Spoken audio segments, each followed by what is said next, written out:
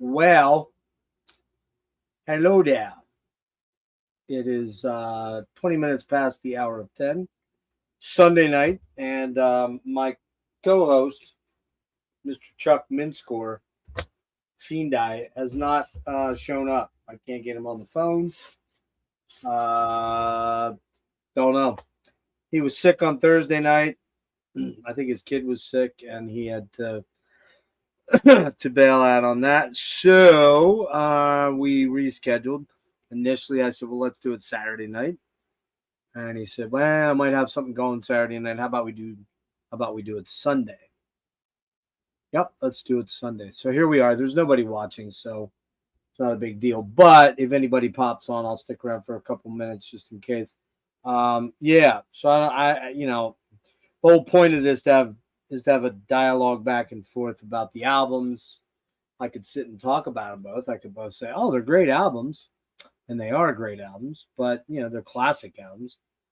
But it's kind of not the point of the not the point of the series. The point of the series is to have dialogue back and forth. And Chuck is a no-show, so I don't really know what happened there. I don't know whether he mixed up.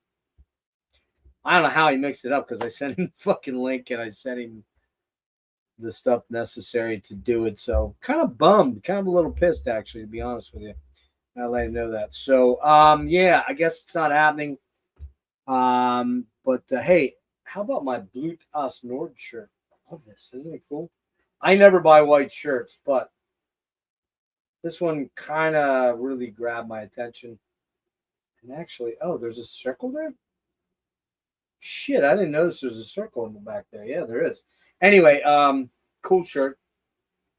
And yeah, I don't really think there's anything else to talk about except had a great interview with Dan Mongrain from Voivod and Martyr. We talked mostly about Martyr, but we talked a little bit about everything, his influences, touring.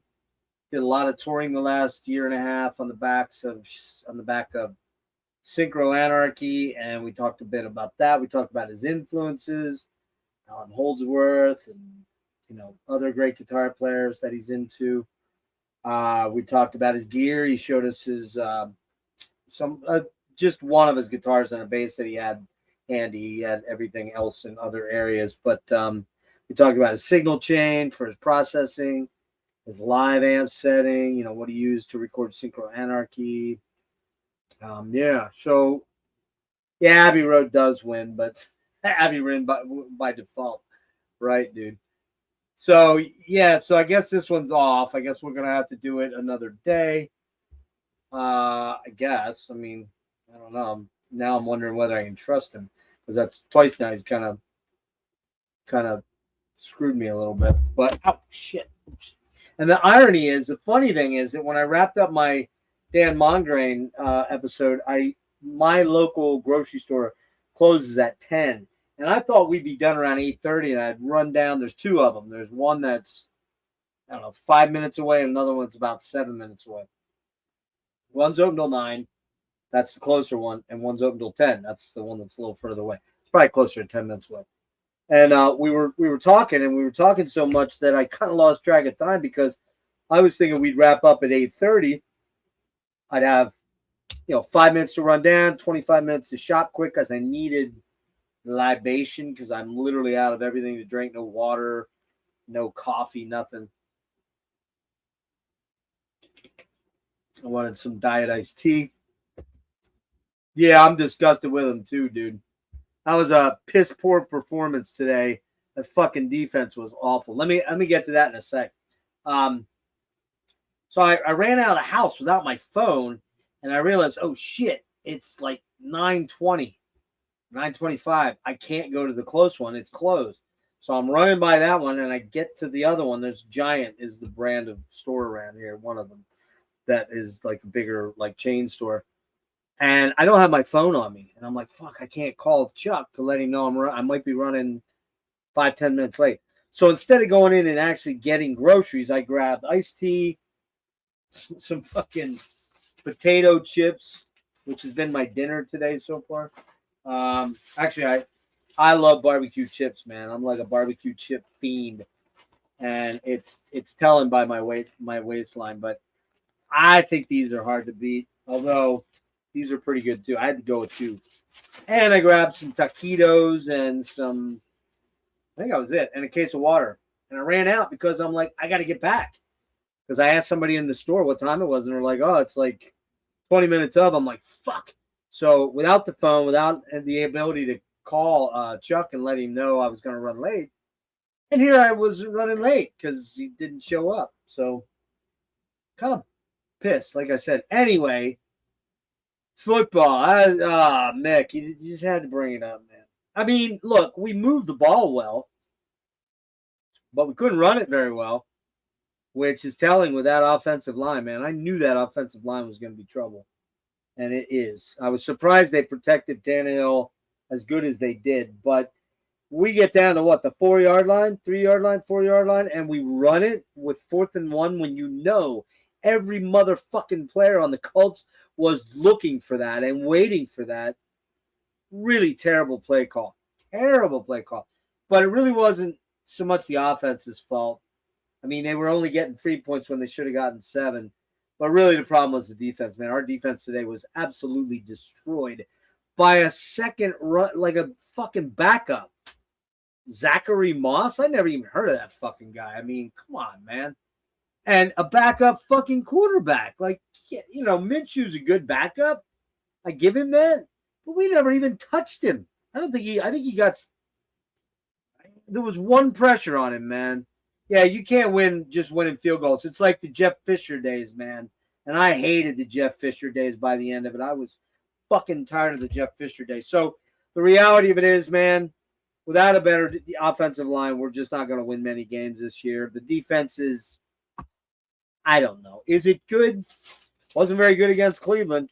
Wasn't very good today. You know, it was good enough to win against New Orleans. They should have won that game. They got screwed by the refs. So, I don't know, man. Yeah, just very, very sloppy game. And just disturbing. Very disturbing. So, hang on.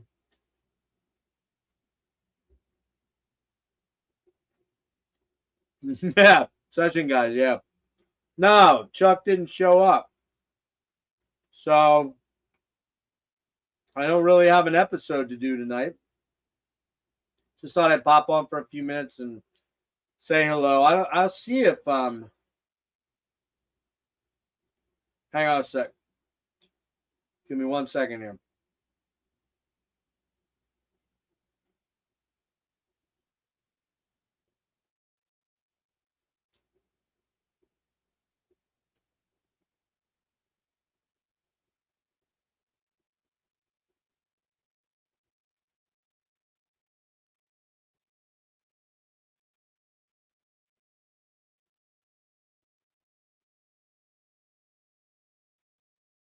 I'll show you something here. This is funny.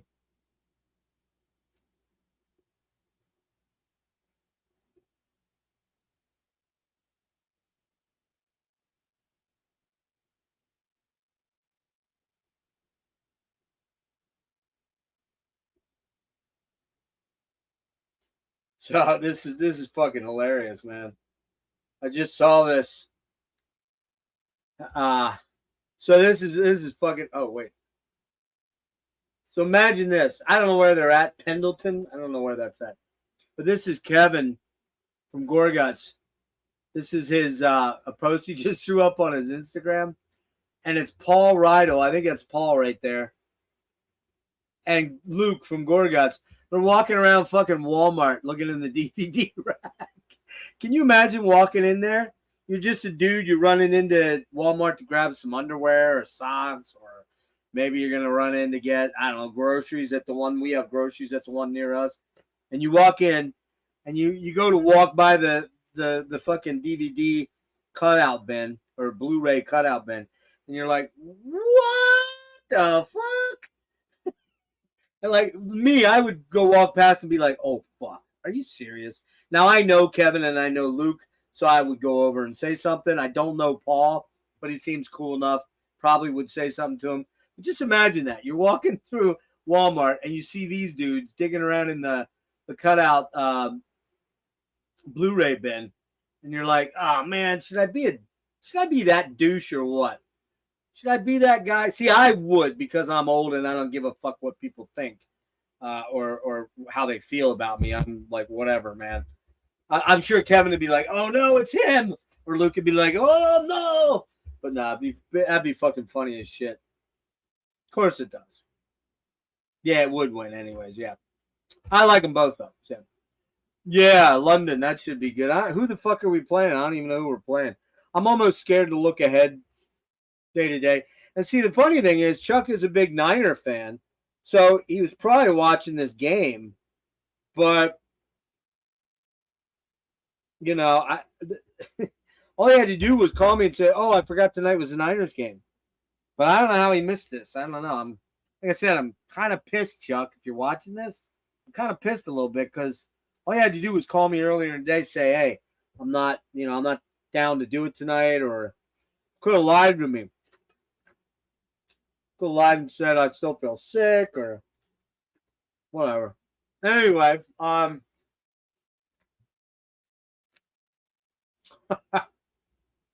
yeah. Hey guys, is there any Event Horizon in there, or maybe 2001: A Space Odyssey, or wait a minute, you guys, has the Stargate open? Yeah, so that must be pretty cool. I was talking to Jimmy from Future Ruins last night. It was last night or Friday night? No, I think it was Friday night.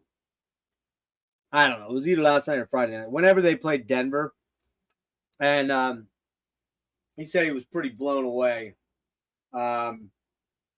Maybe, I don't know. Kind of weird.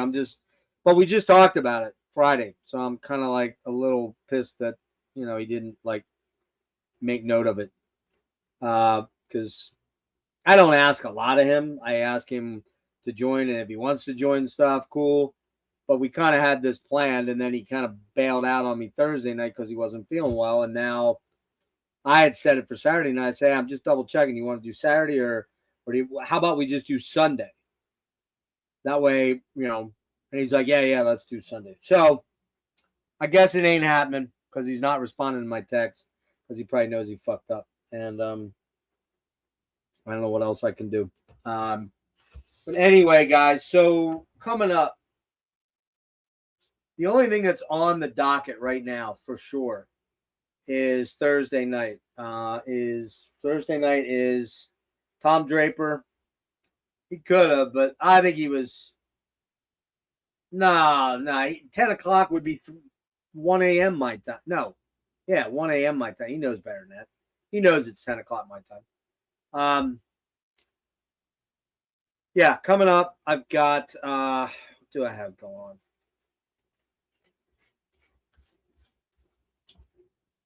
I have the deep dive for Rainbow, which I guess I can get started on now. I have not set up any dad episodes, and I'm going to hold off on setting anything up. Thursday night, I've got that occupied by the deep dive. That's going to be 10 o'clock p.m., 7 on the West Coast. So we're doing Rainbow. Tom Draper from Spirit Adrift and Craig Beerhorst. Now, I have feelers out. I might be interviewing a member of Dokken next week. Probably not Don, although I tried, but I don't know. They read my message weird. Still might try to get Don, but they have a new album out at the end of the month, 27th, I think. And it's actually not a bad album. Don, thankfully, isn't trying to sing out of his range. Does he sound great? He sounds all right. Honestly, he does. It does sound pretty good. I mean, is it cleaned up in the studio? Who knows? I don't know. A lot of that fit is. Also, I have a feeler out and just got a response from the the PR man or PR whatever PR person for I didn't tell you this, Dennis, but I got our Dennis. Yeah, fucking Christ, man, Devin. I got a response from the people, the PR people, publicists. That's what I was trying to think of. Publicist for Paradise Lost. I'm hoping to maybe have Gregor McIntosh or maybe Nick Holmes on. Probably Greg. Um, to talk a little bit about the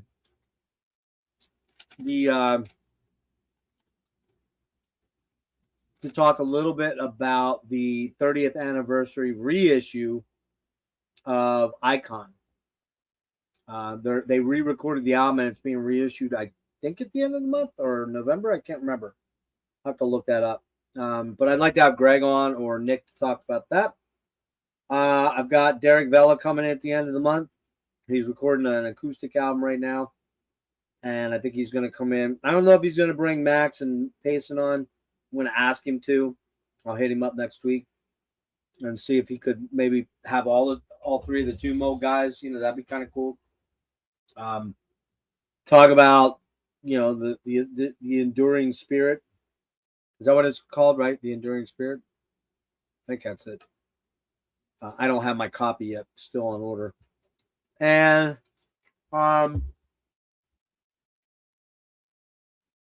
Don Anderson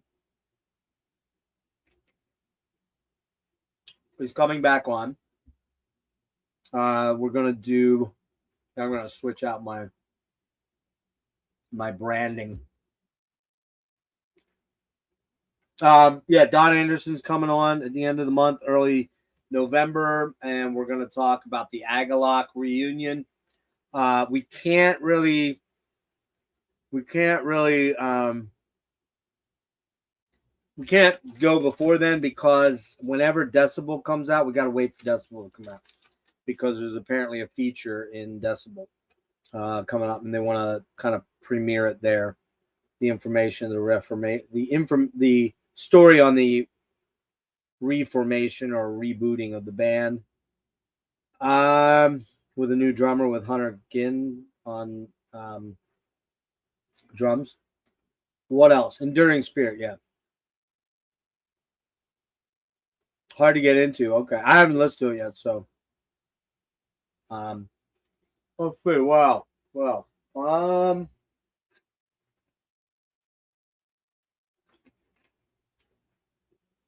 some more dads in the future, tentatively. Sorry, I haven't eaten anything all day, and now I guess I'm going to eat. While I'm talking to you, is tentatively scheduled for probably the 22nd now. Probably the 22nd of October. We're going to try to shoot to have Prague Metal Island top 10. So you know how that goes if you watched the death metal or the black metal or the thrash metal or doom metal. We've done those 4. We're going to try to get the Prague Metal Island one out of the way on the 22nd of October.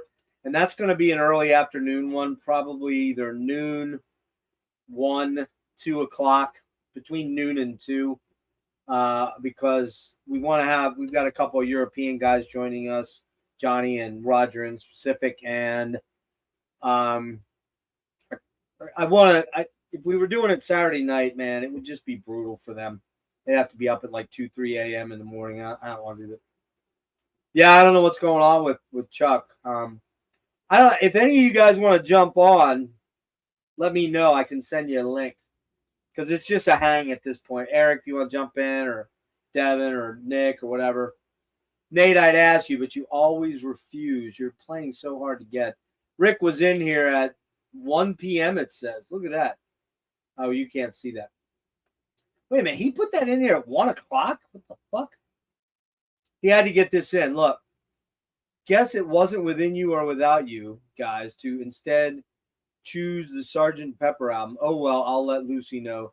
She's a bit busy in this guy with diamonds. You see, you got to understand Rick. Rick is the Grandmaster Flash of the worst puns in the world. Like I love Rick to death. Like, he is like a brother from another mother, but his pun game is just It's not good. It's not good. I love the guy. I love the dude, but it's man. Oh man. Yeah, I saw that last night, Tim. In fact, I sent it to Devin. Was kind of unimpressed with the name of the album, whatever, but not exactly thrilled with the artwork either. It's kind of massively uh, photoshoppy, but then again, so was Firepower for that matter. Um, but yeah, but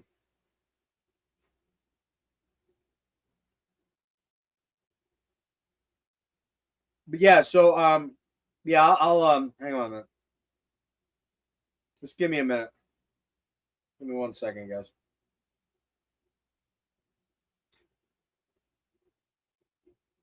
If you're just tuning in now, my my host for tonight, my co-host for tonight, did not show up. And the way the Dad series works is you got to have two differing sort of opinions, and I kind of prefer to do it that way. So, um, hang on a minute.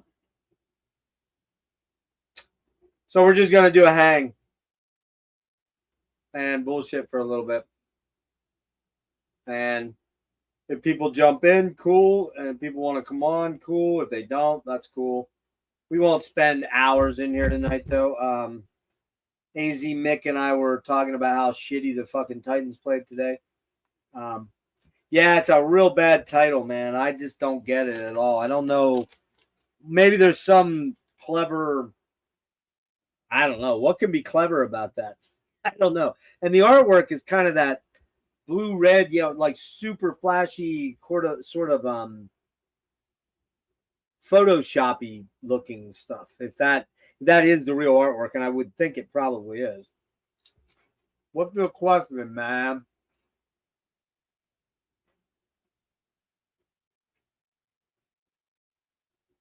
Would I ever do a dad style episode, but instead of an album, guitarist versus guitarist? Sure, man. That's actually a pretty brilliant idea. We'd have to come up with wow, we'd have to come up with a good catchy acronym though, Nate.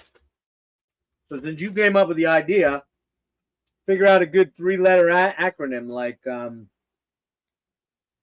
Definitive Guitarists Deconstructed GAD. No, Definitive Guitarist. That would be DGD. I mean, that's a guitar tuning, but no. We'd have to do I gotta think about that one. I'm sure I could come up with something clever. I like that idea. I like that idea. It's a good idea. Yeah. Invincible will work, but then I think Neil Sean just had an album called Invincible or something like that.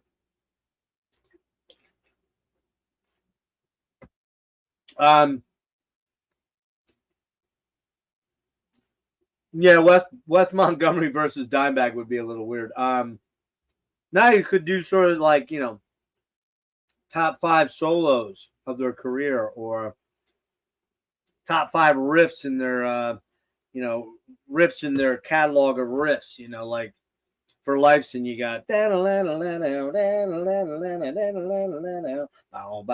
something like that, and we could even do it with sound effects. Like we could actually do like if I get this acoustic, if I get my disability through soon and get an acoustic, maybe I'll actually play some riffs. Of course, that would mean that I would probably need to have fellow guitar players be my adversarial foe. But I sent you a link, and I sent Devin the link and Nick the link, and we'll sort of see who else comes around. Yeah, we'll have to think that over a little bit. I like the idea though, but we'll have to come up with like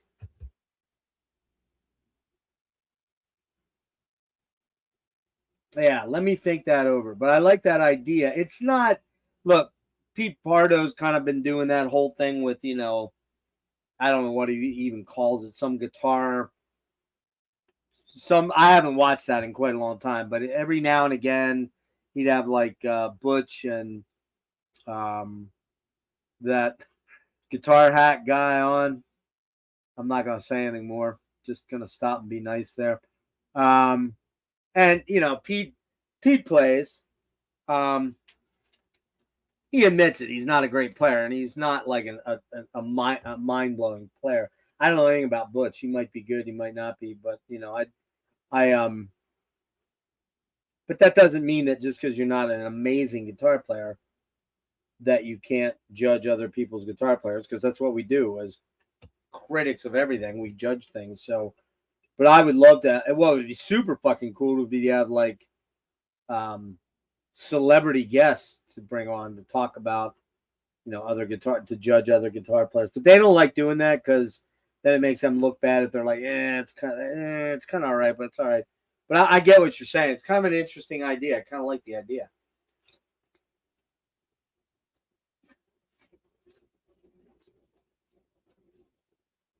What? What's a Diane Sawyer song? Oh, that's it. Guitarist Corner. No, I don't think he stopped doing it a year ago, Devin. I could have swore he just did one a couple months ago. Like, literally, like April, or it was a relatively new one I saw up there not too long ago. I am amazing, Eric. You know I'm amazing at everything. Just ask my wife and ex-girlfriend. Not really. Sorry, I'm eating while I'm talking to you guys. Before Nick jumps on. Eric, you gonna jump in, or can you not jump in? Are you out of data? You jump in, Devin? Oh, yeah. Yeah, that's a Diane Sawyer. Actually, talking to Chewy tonight, before we went live, he was playing a gig with the son of some very famous Montreal Canadian rock band singer that just died. I guess he said the name of the band, and I couldn't pick up on it through the French Canadian, but it wasn't anybody that rang a bell. And Day of July last year. Oh man, could have swore there was a new one in there not long ago. Okay, I thought he brought it back. Anyway, Chewy did a gig last night, about 3 hours away from where he was living, in a more of like a rock band context. And hang on, guys. I'm gonna switch things up here, Matt. Check this out. See this? If you've been watching me lately, see this right here? That was loaded with CDs, like literally, like probably 200-300 CDs. And that shit was literally, it was bowing that. I just keep like clothes in there. I don't have nice furniture. I lost all my furniture when my storage unit was repossessed because all the good people in my family couldn't help me out financially because they thought I was lazy. Not sick. You're not sick. Oh, you're sick? Really? Oh, geez, we're sorry. We let you lose everything. Sorry about that, Jeff. Anyway, so I don't have a lot of nice furniture. I have my TV. This is my room. I'll do a listening room. There you go. Oh shit. There's my Crimson Glory flag that Devin got me, my rainbow flag, right? And then we've got up here. Hang on. So the red thing there that you're seeing over my shoulder here, that's all box sets. It's probably about 100, probably somewhere near 100. Yeah, it's worse than that, Tim. I got worse than Sjogren's. I wish that was all I had. I'd take the Sjogren's if I could get rid of the autonomic neuropathy. And then you can see there's my rainbow flag.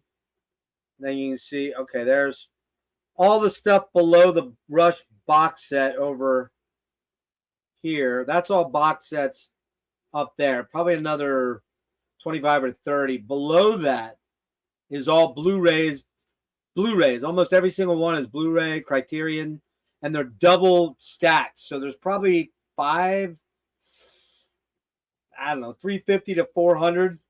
And then you see there, all this was like CDs stacked way up to like, I don't know, like here. And I ended up getting boxes. There's my plasma. You can see a lot of my box sets down here. That's some vinyl. A lot of box sets over there. You can see that's all I have for a stereo, guys. I have a Blu-ray player and a DVD audio player, and that's my stereo. So I lost a $2,500 5.1 Onkyo sound system Techniques record player back in 2021, I guess it was, when I lost my my storage unit. All my shit was in there and I lost everything. And you see my death flag. A lot of the CDs that were on that thing are now in there. And then you've got what do you got? That's my other furniture stuff right there. Or that's my other those upright things right there. That's all my clothes. And then my closet, I have like 250 shirts. And then up there you've got Fate's Warning, Awaken the Guardian. So there you go. When the lights turned out, what's this now? Custom box set of box sets that you can sell for some serious money. Wait a minute. What do you mean by that? I'm not sure I follow. What's that mean? A custom box set of box sets that you can sell. Dude, I mean, that's the one thing that I have that is worth a lot of money. I have box sets in here that are worth $400 or $500 that you just can't find. They were short printed way back when, and they've never been reissued. And so, yeah, this is where the magic does not happen, my friend. Imagine being a woman walking into this room. And I used to do all right, dudes. I used to do very well. But after I lost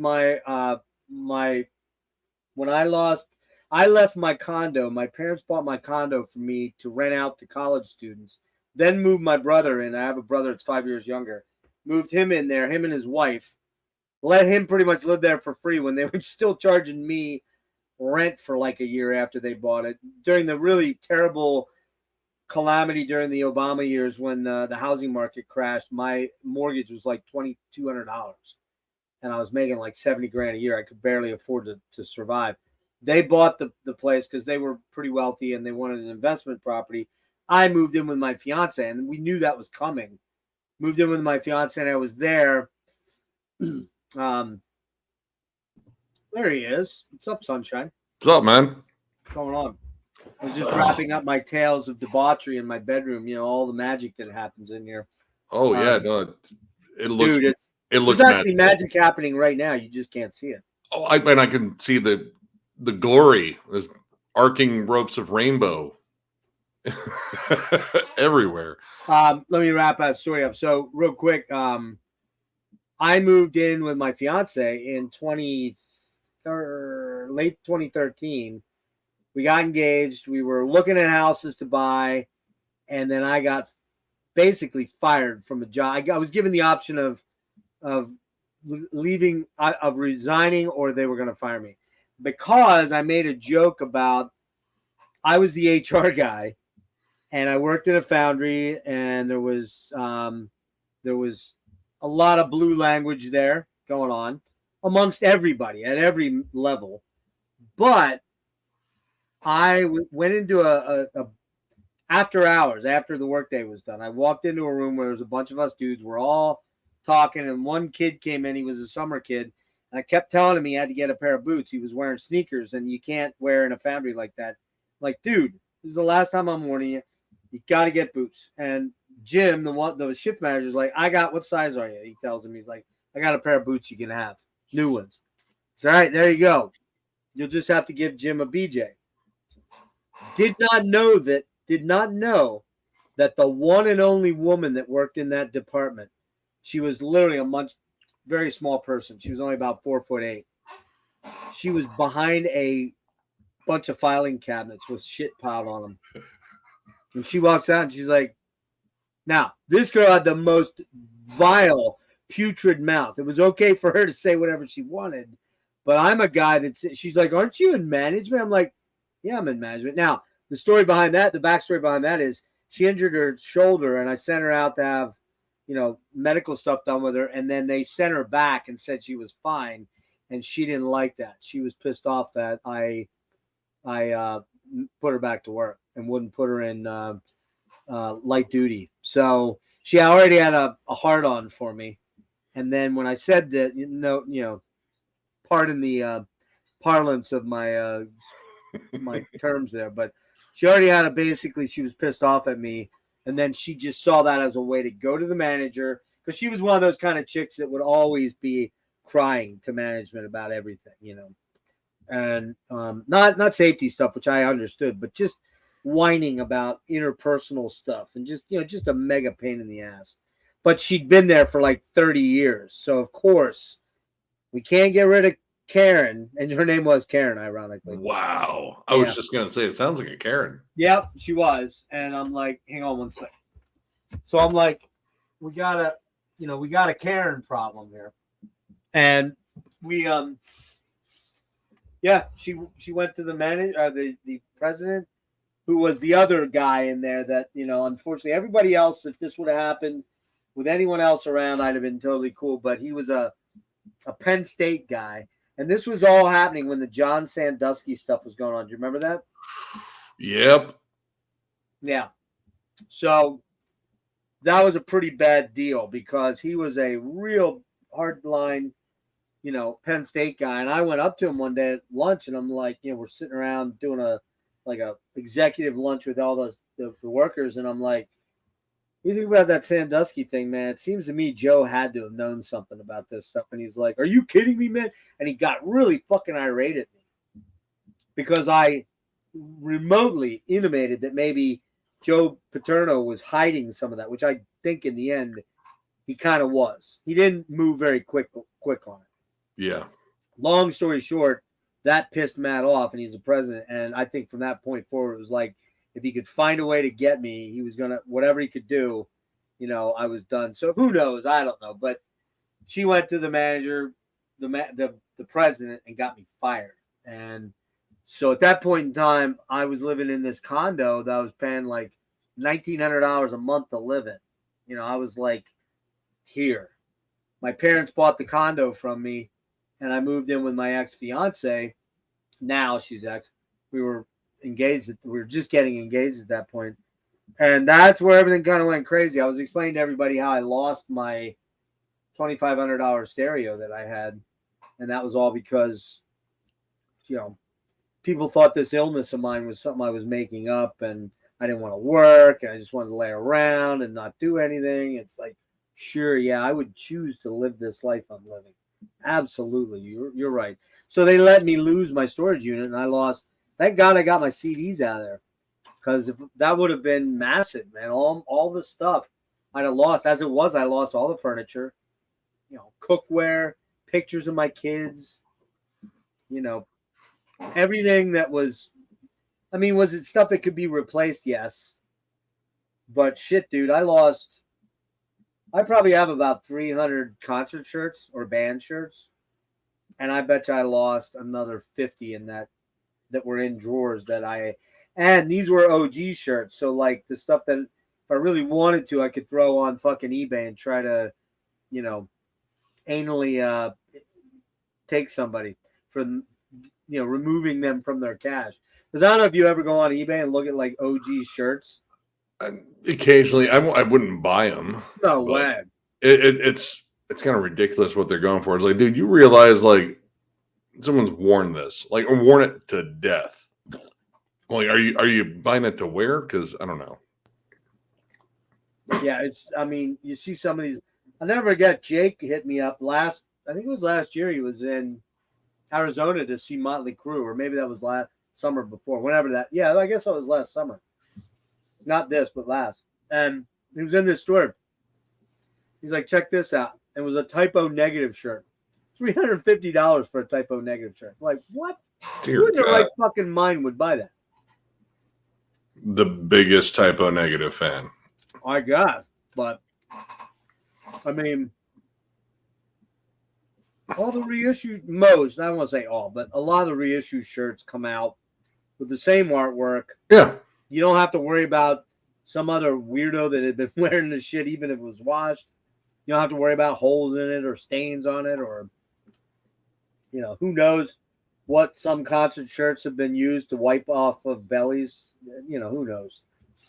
I just try not to think about the variety of fluids. Yeah, I love Bolt Thrower. I gladly will pay a lot less for boots. Yeah, exactly. And I have like three or four Bolt Thrower boots.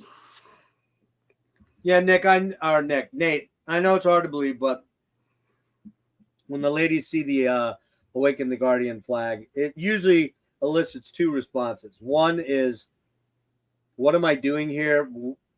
How did I get here? Two is, are you still a virgin? Yeah, are you a 57-year-old virgin? Even though you have kids, I'm thinking those aren't your kids. So no, we don't go there. Yeah, dude. Eric just hunting down a boot. I mean, the ones where I found the best boots, courtesy of Sabi, a guy that sells the bootleg, they're boots, but they're pretty quality fucking boots at MDF. He was actually at Full Terror Assault too, and I almost bought because he's always got a plethora of Bolt Thrower stuff. Like he had in Battle There Is No Law flag. I was like, oh, but I didn't get it. Yeah, man. No way in hell. Sorry, I haven't eaten all day. No way in hell am I ever paying. I wouldn't even pay like $50 for an OG shirt, like a T-shirt. I mean, I'm getting to the point now where I see T-shirts creeping up into the 35 range. Not so much at shows, but even online, where like reissues or whatever. I mean, like indie merch or Big Cartel or whatever. And I'm like, man. Now I would have to talk to Marty directly to know exactly what the actual breakdown on what an actual, if you're buying 100 medium T-shirts and you're screen printing them, what's your actual per unit cost? But I would be very, very shocked, even in today's day and age, if when you line it all up, if you're paying more than about $7 a shirt, maybe 8. What do you guys? For our shirts, the ones we just did, I think it was 6.5, 7. And how many of each do you get?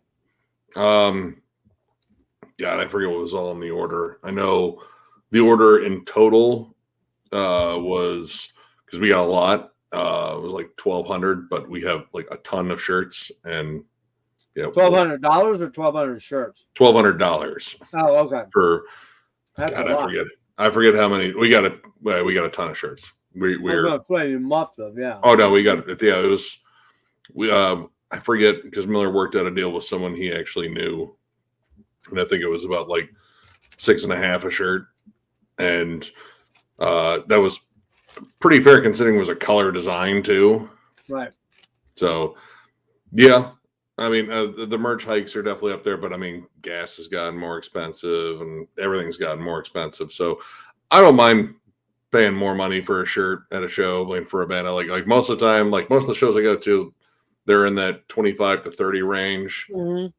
Rarely do I see them in the 40 range.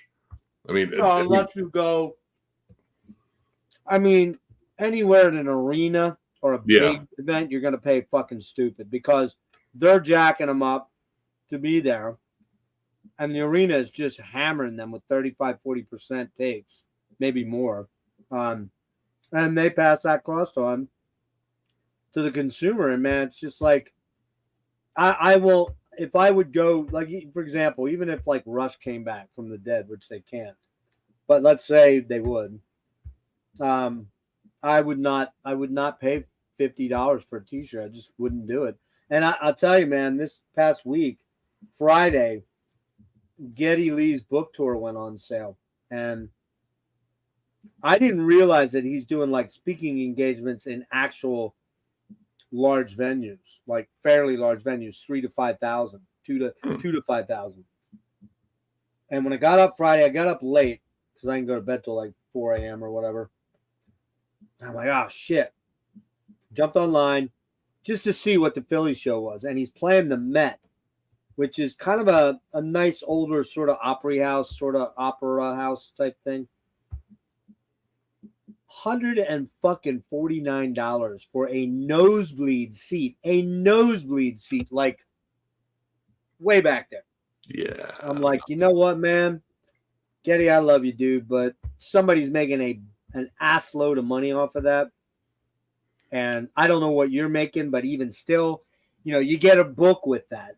But still, I don't, that's just fucking crazy shit. And then who knows? I don't know if they're, doing T-shirts or whatever, but I guarantee you, man, yeah, it's just, it's kind of getting out of hand already, man. I'm seeing it, particularly for arena stuff, Nick. Yeah. I know. Prices are awful. Shit, I rarely ever do arena stuff these days. Like mostly it's club shows. Yeah. Maybe theater shows and occasionally like, outdoor pavilions. If I'm paying like triple digits on something, it's generally a festival. And Right. That way, at least I feel like I'm getting my money's worth because I'm seeing like a ton of fucking bands. Mm-hmm. Totally different deal.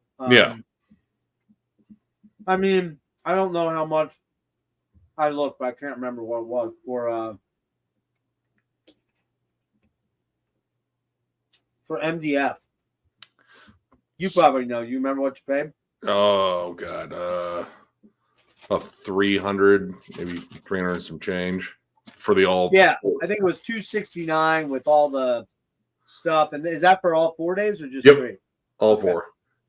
I mean, that's a great deal if you break it down by how many bands you're going to get an opportunity to see. I mean, and with them kind of getting it all in the center this time, like there's no trips to the Edison lot. So you got a chance to see probably more bands, just bouncing back and forth between the venues. That's how it was in 2019. And I think my final tally was out of all the bands there, I think I saw like 27 of them. Not bad. I don't know. Did you see that? I don't know if I showed this earlier, but did you see that? Walmart, Pendleton, who's? So it's Kevin Huffnagel's IG. Oh. But do you recognize who that is? Oh, is that fucking Luke? It's Luke and Paul from BI. So I said, imagine you go in to get underwear and socks on a Friday night or Saturday night in your local Walmart, expecting to see people walking around. This is what I wrote. Expecting to see a bunch of people walking around their fucking pajamas. Instead, you see 3 legends of 2 legendary death metal bands or whatever. Like, I'm just thinking, like most people that, like if it was me, I'd be like, because I know Kevin and Luke, obviously, but I'd be like, hey, what the fuck are you guys doing here? That kind of thing. But could you imagine, like, for just some kid that is like, like, I mean, I'd probably be that way. Yeah, no, that would be, well, because I mean, I don't even go in Walmart. It's. I rarely go. You're right. We have, I don't know what you have out there, but we have those ones with like the grocery store here. Oh yeah. So it's kind of good for that because their prices are much lower than the grocery store. But man, you just don't know what you're walking into there. It's always kind of like an interesting sort of thing. Right? Oh, dude, there's a Facebook page dedicated to one particular Walmart here in Toledo. Well, it's the Walmart on Glendale, and it's like the trashiest one in town. And that's where you go to see the freak show, and that's like all hours. all hours Oh free yeah, shop. yeah. It's a 24-hour one. Well, that one not anymore. Like I don't 11 think there are o'clock. any. I don't think there are any. Yeah, I think they did. I think you're right. I think a lot of the places that used to be 24 hours after COVID, they kind of shut that down. They probably realized we're saving a lot of money doing this. Yeah, I mean it sucks. Well, I go to Meijer. Meijer's the other big Midwest. Well, it was 24-hour chain. It's like Walmart, except it's like cleaner and less trashy, like by a long shot. Okay. And they price competitively, and they actually source like local farmers, the produce. So it's a better company. But yeah, Walmart's, gee, God. This is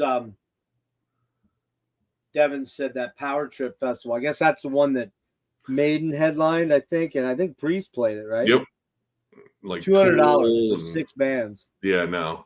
Vegas, right? Vegas, was that Vegas? I thought it was California. Oh, maybe it was. I don't know. I saw that and I was like, no, I'm good.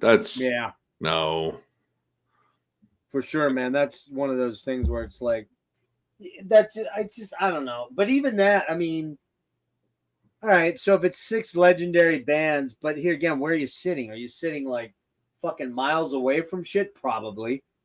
And you're paying $200 for that? I don't know, man. And then you get, but like I said, man, like, I'm trying to remember the last time. I mean, the last arena show I was at, like arena, was for Maiden. And that was for Book of Souls. So what year was that? That was 15? Was it 15? Or 16? 15. I think it was 15. It was 15.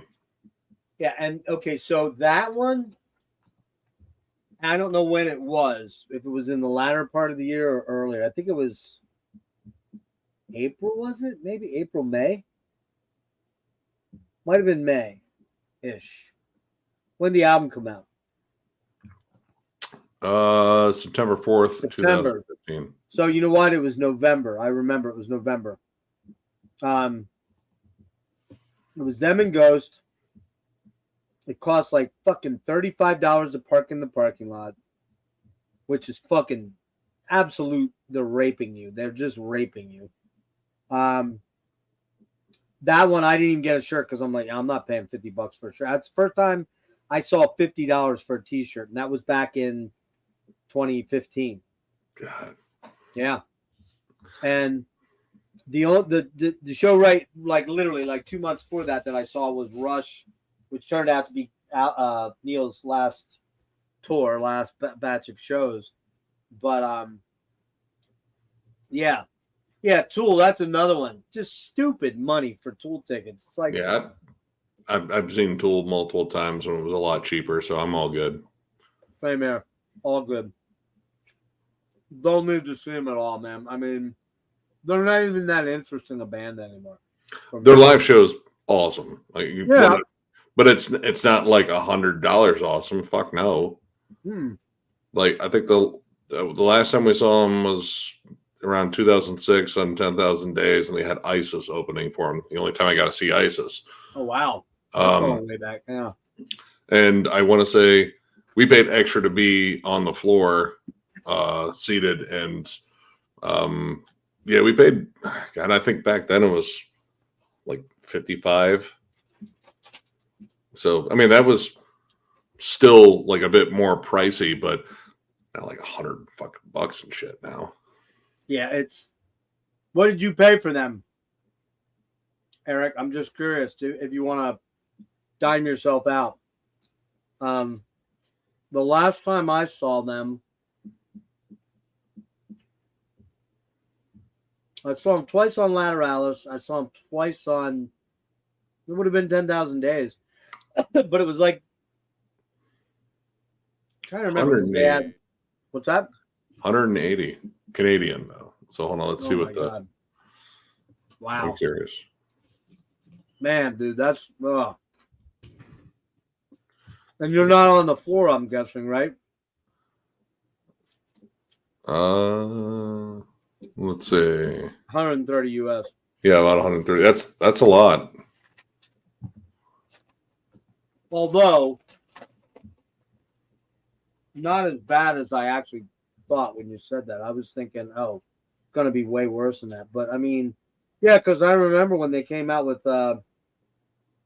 what's it called, the last one? Oh, Fear Inoculum. Yeah. Serge and I tried to get tickets, and Hey, Killing Joke was opening the first round of touring, I think. yeah, but they didn't. Excuse me, they did not play. Did they play the East Coast? I think they only did the West Coast run of that. Oh no, they played the Detroit show. Did they? Yeah, and they had Killing because I know a buddy. He's a Tool obsessed nut, and he goes to all the shows, and he got pictures, and it's like 100% Killing Joke was opening that show. Yeah, I remember that, and I remember thinking, yeah, I wouldn't mind seeing that. But I've seen Killing Joke like 6 times in clubs, and much better show. I mean, it would be cool to see them on a big stage, but I just, honestly now, man, like if someone came to me and gave me tickets to Tool, I'd probably go, but I just don't have a desire to see him. It's not one of those. Sorry, man. I inhaled some barbecue powder, I think. I saw him 3 times on Lateralis. It was twice with Meshuggah. It was the first time I ever saw Meshuggah, and once with Tomahawk. So that's the only time I've seen Mike Patton. Tomahawk, Mike Patton. Oh yeah, dude, Mike was rousing the fucking crowd and telling he said something to the effect the Detroit Pistons suck, and he got some boos. Like, shut up! It's not like I'm talking about the Red Wings. I was like, dude. I saw Phantomas the first time open for so it was him and Buzzo and Dave Lombardo and Trevor Dunn, or Trevor Dunn, I think, or yes, Trevor. I think it's Trevor Dunn, yeah. But yeah, dude, Eric, you're gonna spend like $1,000 on that, dude. Sorry, man. I was eating chips and I think I inhaled barbecue powder. Woo, it's kicking my ass. Yeah, dude, that's crazy. You're going to be spending like $1,000 to go see that show. Wow. I hate to break it to you, man. I don't think there's a rock show I would pay that kind of money for. Like, for example, if Death Fest was out in, I don't know, somewhere I had to travel to, if I couldn't drive there, I probably wouldn't go. And if I couldn't find somebody to crash with, I probably wouldn't go now. I mean, maybe when I was a little younger, I might have burned that kind of money. And I guess it has to do with where I'm at, as far as, I don't have a lot financially because of what's going on. But it's all in what what it's worth to you. But I mean, I bought, when I went to Rush the last time, my buddy grabbed us 16th row. And I was like, I had told him, he was hunting around for seats. He's like, I really want to be down on the ground. I'm like, dude, they're all sold out. He's like, yeah. Well, let me take care of it. I'm like, well, I don't want to pay like over $120. As it turns out, he got us 16th row, dead center. And I think he paid like $150 for them. And I was like, oh, man, really? I'm like, okay. And it's funny because I paid him back, and he was like, just pay me when you can. I don't care. So I paid him back $100, and then I lost his number. Well, he just never called me. I haven't talked to him in about 5 or 6 years. I left the place I was working at. So if he was trying to find me that way, and he never called me, and whenever I tried calling his number, it went straight to voicemail for a long time. And I'm like, all right, well, I guess I'm not paying you back. Although, ironically, about, I don't know, 2-3 years ago, 2 or 3 years ago, my brother was out of the area for a while and came back from where he was living.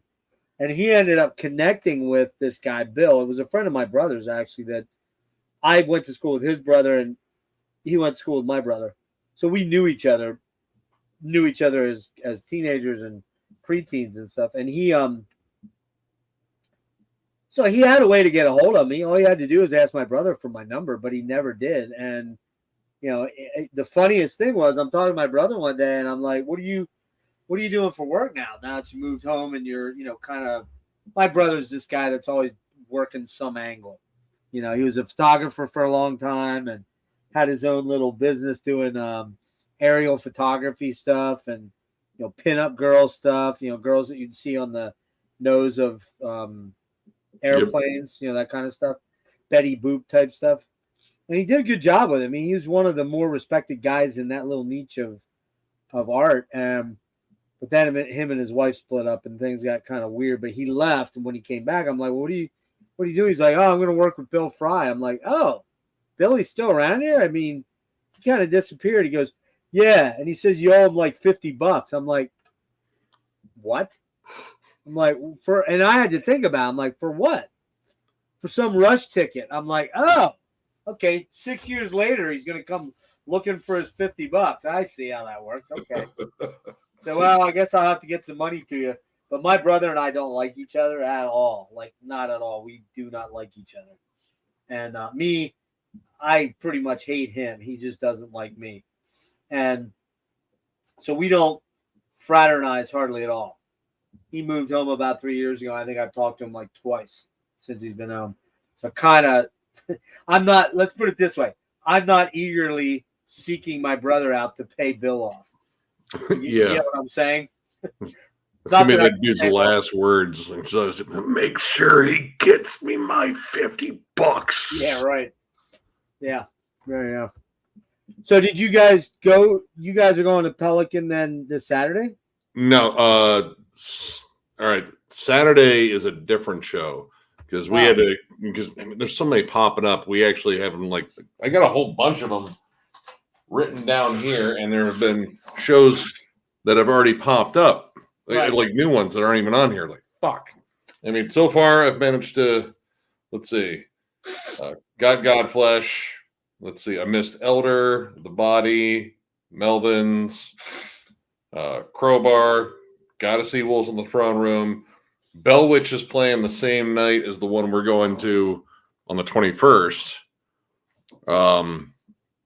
But we're gonna go. That's what I was confused about, because when I initially hit you up, I was like, "Well, we're gonna do this the 21st," and then you're like, "Well, go ahead."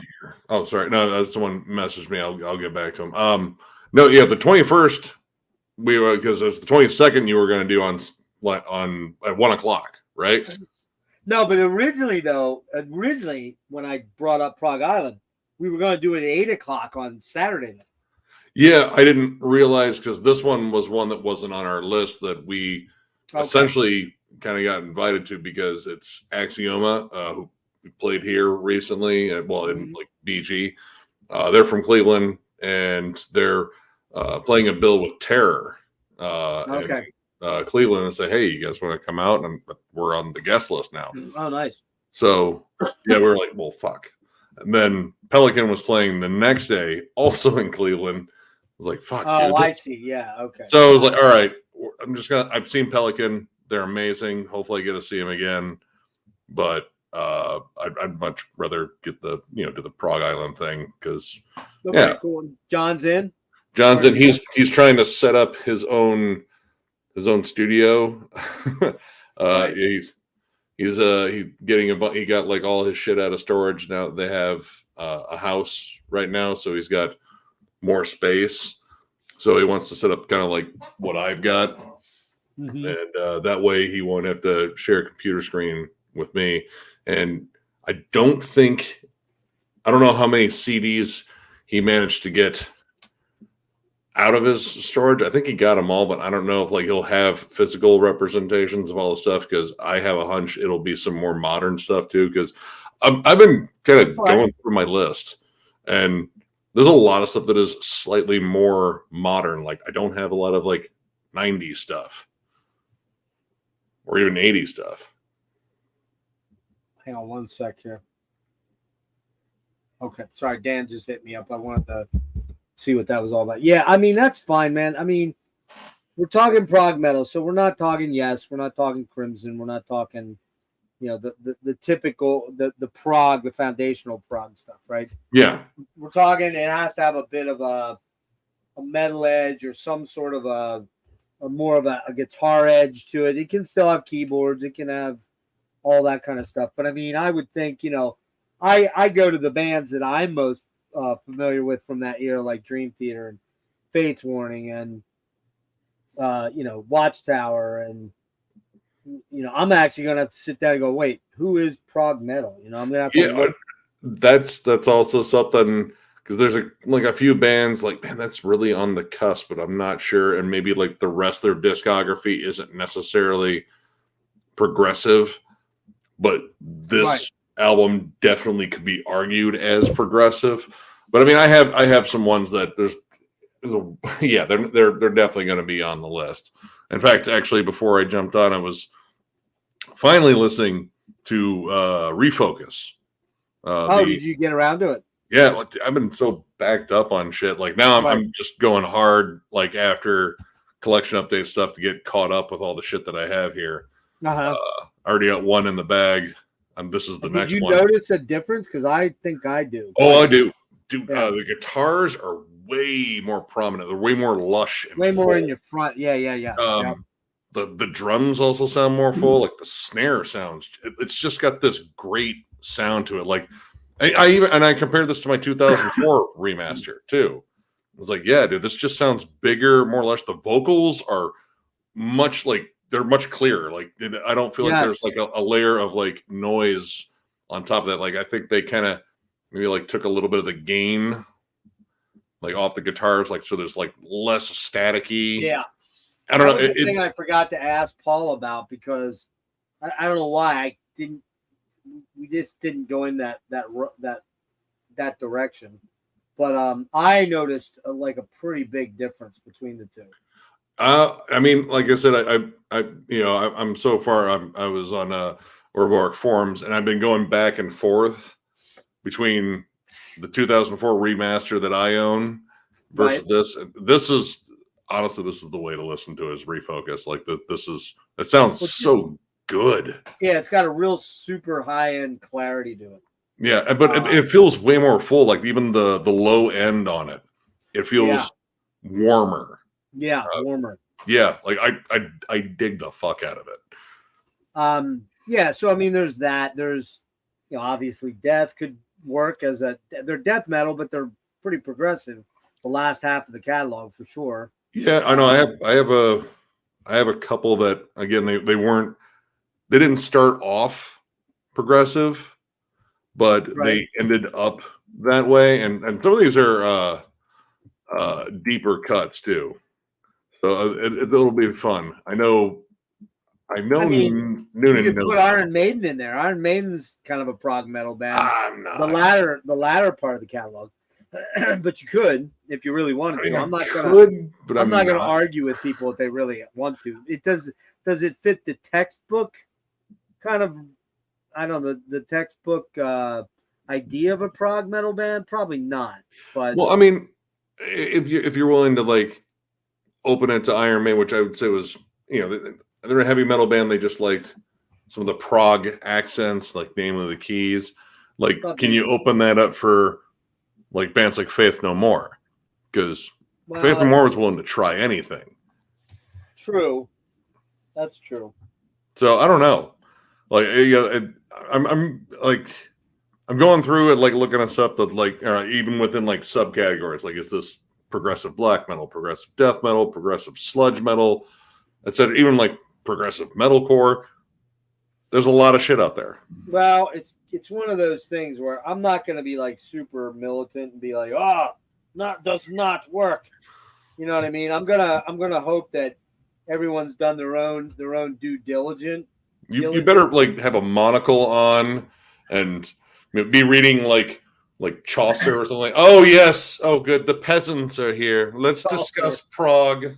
Peasants are here. You need a scarf. There, scarf, neckerchief, something like that. An ascot. An ascot. Yeah, an ascot. Yeah. Yep.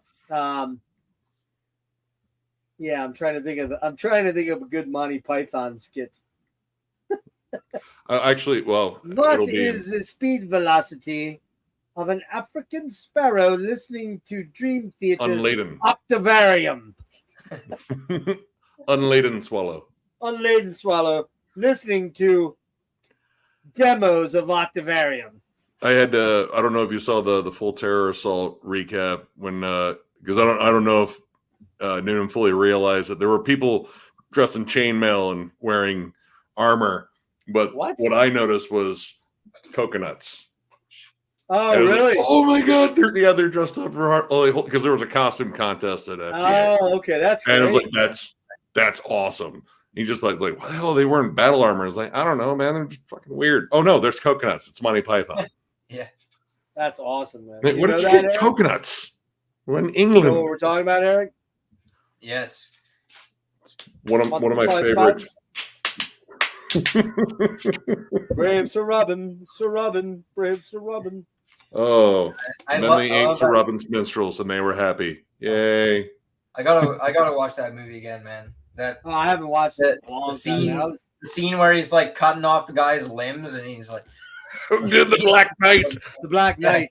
Come back here, you bloody bastard! I'll bite your ankles off. Bite your ankles. And then they go giant. Then they go battle that giant rabbit and shit. And the killer rabbit from the cave. Yeah. I quote that movie so much with my friends. I don't know how we got stuck on it, but we got stuck on the whole. Some call me Tim. That was totally improvised, by the way. Yes, from what I hear, Cleese just was like, "I'm just gonna fuck with Michael Palin." Yeah, I was totally makes sense.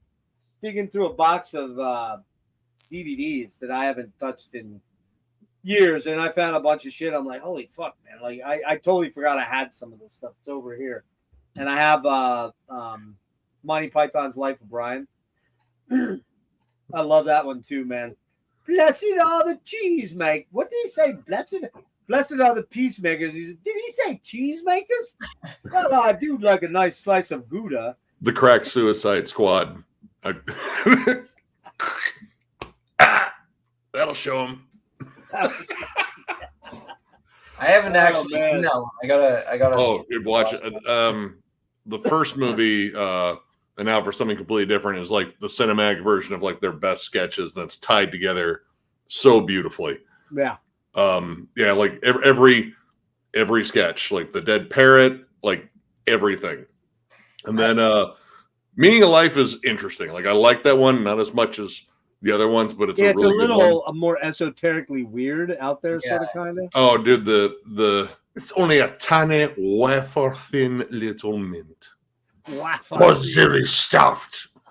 I love that movie too. I have a whole Monty Python fucking collection. I even have the live at the fucking Hollywood Bowl stuff. Do you have the box set? Yeah. The colored one with all the colors on it? Yeah, I have that too. I have not pulled that out in forever. I need to pull that out because I used to do my brother and I used to do the what you got there? It's a piston engine. What you gonna do with it? I'm gonna cook it. or the cat's choked on a bloody lupin. Dude, Graham Chapman's the officer. That's silly. We won't be having it. It's ridiculous. Those even proper turn left signs. That guy, oh man, he was so funny, man. Graham Chapman, man, that dude's comedic timing was unreal. I mean, they were all just it's insanely good. Yeah, it was. I mean, it was a show of its time in a lot of ways, but it's kind of timeless. So, like, when they get like Cleese and Eric Idle do what they were, I don't know if they've done anything recently since COVID, but pre-COVID in the late teens, they were doing this sort of thing where they would get together and read, and they would just relive a lot of the skits and the history of doing it. And man, I mean, the guys are still just, in their 80s almost, or late 70s, early 80s, and they're fucking still hilarious, man. I mean, it was just a rare show. And as a guy in my 10s, 11, 9, whatever. I don't remember when I first started watching. I'm trying to remember what was the first year? Do you remember? Oh God, I'd have to look that up. What's up? Howdy. What's going on? Nothing. You met Eric, right? Yeah, we've been on like 2 deep dives together. We did Death and Carcass. I wasn't on Death. No. Oh. but- Is that your real last name, Yeah, Devin? What's that? Is that your real last name, Devin? It seems kind of rough. Sure felt. I'd say high school must have been pretty rough, but you're still there. He's tall, remember? Remember, he's tall, remember? Oh yeah, What he's was gonna make varsity one year. What was Monty Python? 76? Wow, earlier. BBC, which aired from 69 to 74. Oh, that's right. It was 69. That's right. Wow. Yeah, so I mean, like by the time, so 69 to 74, so it's 5 years, right? Yeah. You said? Yeah. So by the time I started really getting familiar with them on syndicated PBS, they played on public broadcasting, and that would have been in probably 76, 77 down in Texas. And then when we got up here in Pennsylvania in 80, it was, I still watch that stuff until, who knows when. And then my mom got me that box set of DVDs back, I don't know, 10 years ago, maybe 12 years ago. I forget when I got that. I think I got that, oh man, mid 2000s. Yeah, whenever DVDs became the thing, the rage, that Yeah. was when that came out. And, I watched every one of them again, but I don't remember some of them like I should. You know what I mean? It's like I would have to kind of re-familiarize myself. There's certain ones that stick out, like the Ministry of Funny Walks. The Ministry of Silly Walks. I love it. Silly Walks. The sketch where the bad translations from, was it Danish to English, and he was deliberately, dude, that one's fucking great. Oh, I know, man. Like, and they did that stuff. They just came up with so many great skits. I mean, like Eric Idle, yo, wife. Does she He's like, yeah. go? Wink, wink. Nudge, nudge. Nudge, nudge, wink, wink. Saying them all, Saying saying them them all. all. Well, yeah, the Spanish Inquisition. Oh, God, the Spanish Inquisition. No one expects the Spanish Inquisition. No one expects the Spanish. Oh, God, that is so funny. These guys are like, what are you talking about? But Oh, dude, this is like, honestly, like I got into them at a very young age just because it was like nothing I had watched in terms of even like sketch comedy. yeah. And I grew an appreciation because my mom used to watch it, and I would see her laugh her ass off at it, and I was like, okay, there's something else I'm not getting. And then I just kept watching it, and then I started realizing that some of these people were in some of my favorite movies, like Fish Called Wanda, Yeah. Time Bandits, a lot of the Terry Gilliam flicks, and it just became like sort of a thing. And yeah, Monty Python's just, it's, I don't know, it's Monty Python. That's the only way you can really describe it. You either get it or You either get it or you wrong. don't. Yeah, you either get it You're or wrong. you're just like bored out of your mind. It's like, I don't see what's funny about this. I want to say, like, my girlfriend at the time tried to sit down and watch. Is like, what is the fascination? It's like, it's silly and it's dry and it's British and it's awesome. And I love you, but go upstairs. Yeah, get away. You are I love you, ruining but this. get away from me. You just don't get it, right? I mean, that's, yeah, you got to have an appreciation for quirky, dry, sarcastic humor. And you got to understand the British thing, Yeah, and I mean that's like my preferred like form of humor. Like I like hearing people say something like just clever and devastating and not even acknowledge it. You just kind of walk on by it and he was just gonna wait for someone to go, wait, what? Yeah, wait, what did he say? Did he say that? Yeah. That's what I love. That's the kind of humor I like peppering in my videos. Like I love it when someone finally picks up on like a subtle weird joke. I was like, oh shit, fucking good.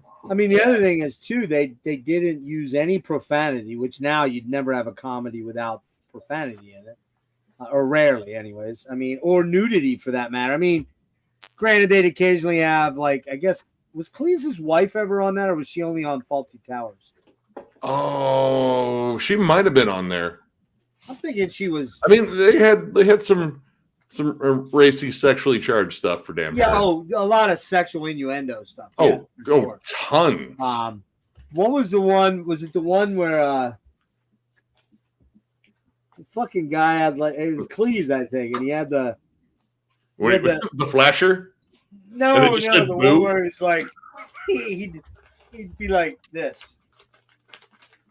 I can't stand up. And Ooh, he'd do that face. I think it was I think it was most of the troop. What's that? I think it was most of the troop that was doing that. I think Terry Jones was in on that one they too. were all like basically playing. How do I put this delicately? Semi-touched people, I guess you could say, and they'd all be like, and like you didn't even know what they were saying, but it was like hilarious because now it would. Remember was it the Nitwit Olympics? That was it, the Olympics, and they like fall, and it was like honestly like now. Well, that was different because they were like well dressed in that one. Oh no, then that's not the one I'm thinking. Because they god. Because Cleese had the thing where he had like it almost looked like he had a pair of underwear on his head, like toilet paper and shit. Don't you remember that one?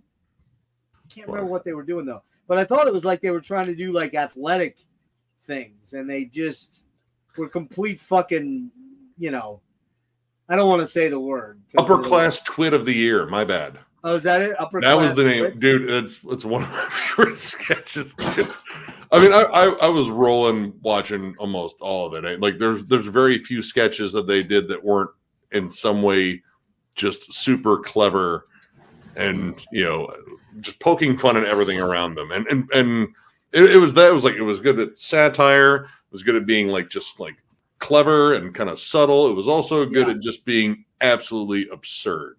Yeah, absurd. My first introduction to them was my mom getting a CD of what her brother had when they were kids, which was the Contractual Obligation album, featuring such classics as "Sit on My Face," and "Tell Me That You Love Me," "Never Be Rude to an Arab," "Medical Love Song," "Farewell to John Denver." Wait, what was that called? What was it? "Farewell to John Denver." Farewell to John Denver. Here Comes Another One. You know that one at all? I don't remember that one. "Muddy Knees," "Decomposing Composers," "Traffic Lights." I mean, there's some good shit on there. Yeah, but it's just audio. So like, I have a couple too. Different animal, but the Penis Song is by far one of the immortal classics of Mighty Python. What's it? What's it called? The Penis Song. It's Eric Idle. He's playing the piano in the restaurant where Terry Jones' character is barfing on the floor and Meaning of Life. From the movie. Yeah. Isn't it frightfully good to have a penis? Isn't it awfully swell to have a dong? It's swell to have a stiffy. It's divine to have a dick. From the tiniest little tadger to the world's biggest prick. That's right. Yeah. I know pretty much every word for that. I think I sang that at summer camp as a kid and got in trouble.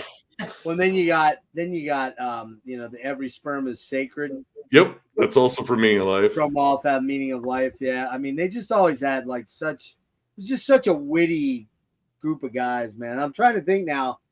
I think, from what I understand, did Terry Jones died? Yeah, he did die. Was that recently? Last year, the year before, I think. Yeah. Yeah, I think he had really bad, like, he had if I'm not dementia. wrong, I think he had some sort of dementia. Yep. Like bad. January 2020. That was 2020. Yeah, he had dementia as. And then Graham Edge died of AIDS way back. Was it AIDS? I thought it was cancer. Well, it was a type of cancer that AIDS patients were getting. He was gay. He was out. Oh yeah, he was. Well, he tried to hide it for so damn long. No, but he came out towards the end. It was. Oh yeah. But it's kind of surprising. I mean, I don't know how old Cleese is, but he's got to be 82, 83 in that range, I would think. The age of my dad, I would think. Oh, wow. Idol might be the youngest guy. Yeah, he had a malignant tumor on one of his tonsils before being removed. The following year, the cancer had spread to Chapman's spinal column. Oh, that's right. Yeah, they pretty much said he was terminal. Yeah, John Cleese is 83. Yeah. 83. That's I thought he was 1 year older than my dad. Oh, And I think like Eric Idle and Michael Palin are. Michael Palin's 80. Yep, they're all right in that age. And Eric Idle might be like 79. 80. Yeah, he's 82. And John Cleese will be 84 in like 3 weeks. Okay, yeah. And Terry Gilliam is probably in that range too. He's up there. He was the guy that did all the cartoon stuff. He was in sketches too. He had dual citizenship because he was from Minneapolis, and he was also in English. So his accent was always weird. He's 82. Oh shit, he's 82 too. Wow. Damn. Well, he's 82 once. Well, you know what I mean. No. I see what you did there. I love Terry Gilliam flicks. Brazil is great movie, amazing, and like the whole corporate dystopian sort of themes and everything. Amazing flick.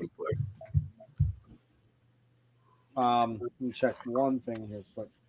Well, here I'm gonna go grab a smoke. I'll be right back. What have you been up to, Eric? Just did a ghost ranking over on Eli's channel. Dark Hymns. Oh yeah. Yeah. I'm not the biggest ghost guy, so sorry. Yeah. No worries. They're I pretty hated. No, I don't hate him. I just saw him twice. Saw him open for Mastodon and Opeth, and then I saw them open for Maiden actually. Oh, yeah. And they're a good enough band live. I mean, they do a nice job. I have to be honest with you. I just never really totally loved that guy's voice. Yeah, it is weird. It's kind of I don't know. It's kind of I don't want to say it's weak. It just, I don't know. It just doesn't do much for me. And so I've never really been just a giant fan of. They're kind of like a Blue Oyster Cult band, sort of like to me. Sort of. They're not like real metal. They're more like a hard rock band. This first album is total like doom metal, pretty much. Total what? Total like doom metal almost. Like a lot of it's really fucking pretty heavy, to be honest. But yeah, that's the one I've actually listened to the most. It's got it's a song on there, Ritual or whatever. It's such I don't know. They're just weird, like super heavy verses and then like a poppy kind of chorus almost, which is a strange combination. But I don't know. How long did you guys go? I'm not sure. A couple hours probably. Because we did the EPs too. So how many albums? They have 5 albums, and then we also did the 4 EPs. So wait, how many albums? 5. 5 albums and how many EPs? 4. Oh, 4 EPs. Yeah. So wow, it was just you and Eli. Yep. And you guys went for hours? Probably a couple hours. I don't know. I haven't looked. Let me guess. You were doing most of the talk. You were doing most of the talking. Hour and 40 minutes. I probably went off a little bit more than he did. I kind of tried to catch myself. I was like, "Oh shit! I've probably been talking for like." Oh shit! I'm starting to sound like Jeff. Yeah. Well, I can't keep up with you, but. Yeah, have you guys heard this? Speaking of ghosts, his old death metal band. I was gonna try to mention that at some point, and I forgot till the very end, and then it was like too late. Repugnant. The guy from Ghost's old death metal band. Oh, is that Repugnant? Yeah. You should have said, "Oh, this is my number one, my favorite Ghost records." The Repugnant record. Yeah. Is it any good? Yeah, man. If it wasn't good, I wouldn't have bought it. So. Yeah. No, that's kind of like a punk band, isn't it? Kind of punk. No, the Swedish death metal, dude. Oh, it's death metal. It's kind of got bit of a punk influence. You know, it's like Does a lot he of does DB he kind of stuff and whatever. But does he it's- actually growl in it? yeah, it's Wow. more like high pitched kind of. It's not like super low guttural stuff. More like a black metal sort of thing.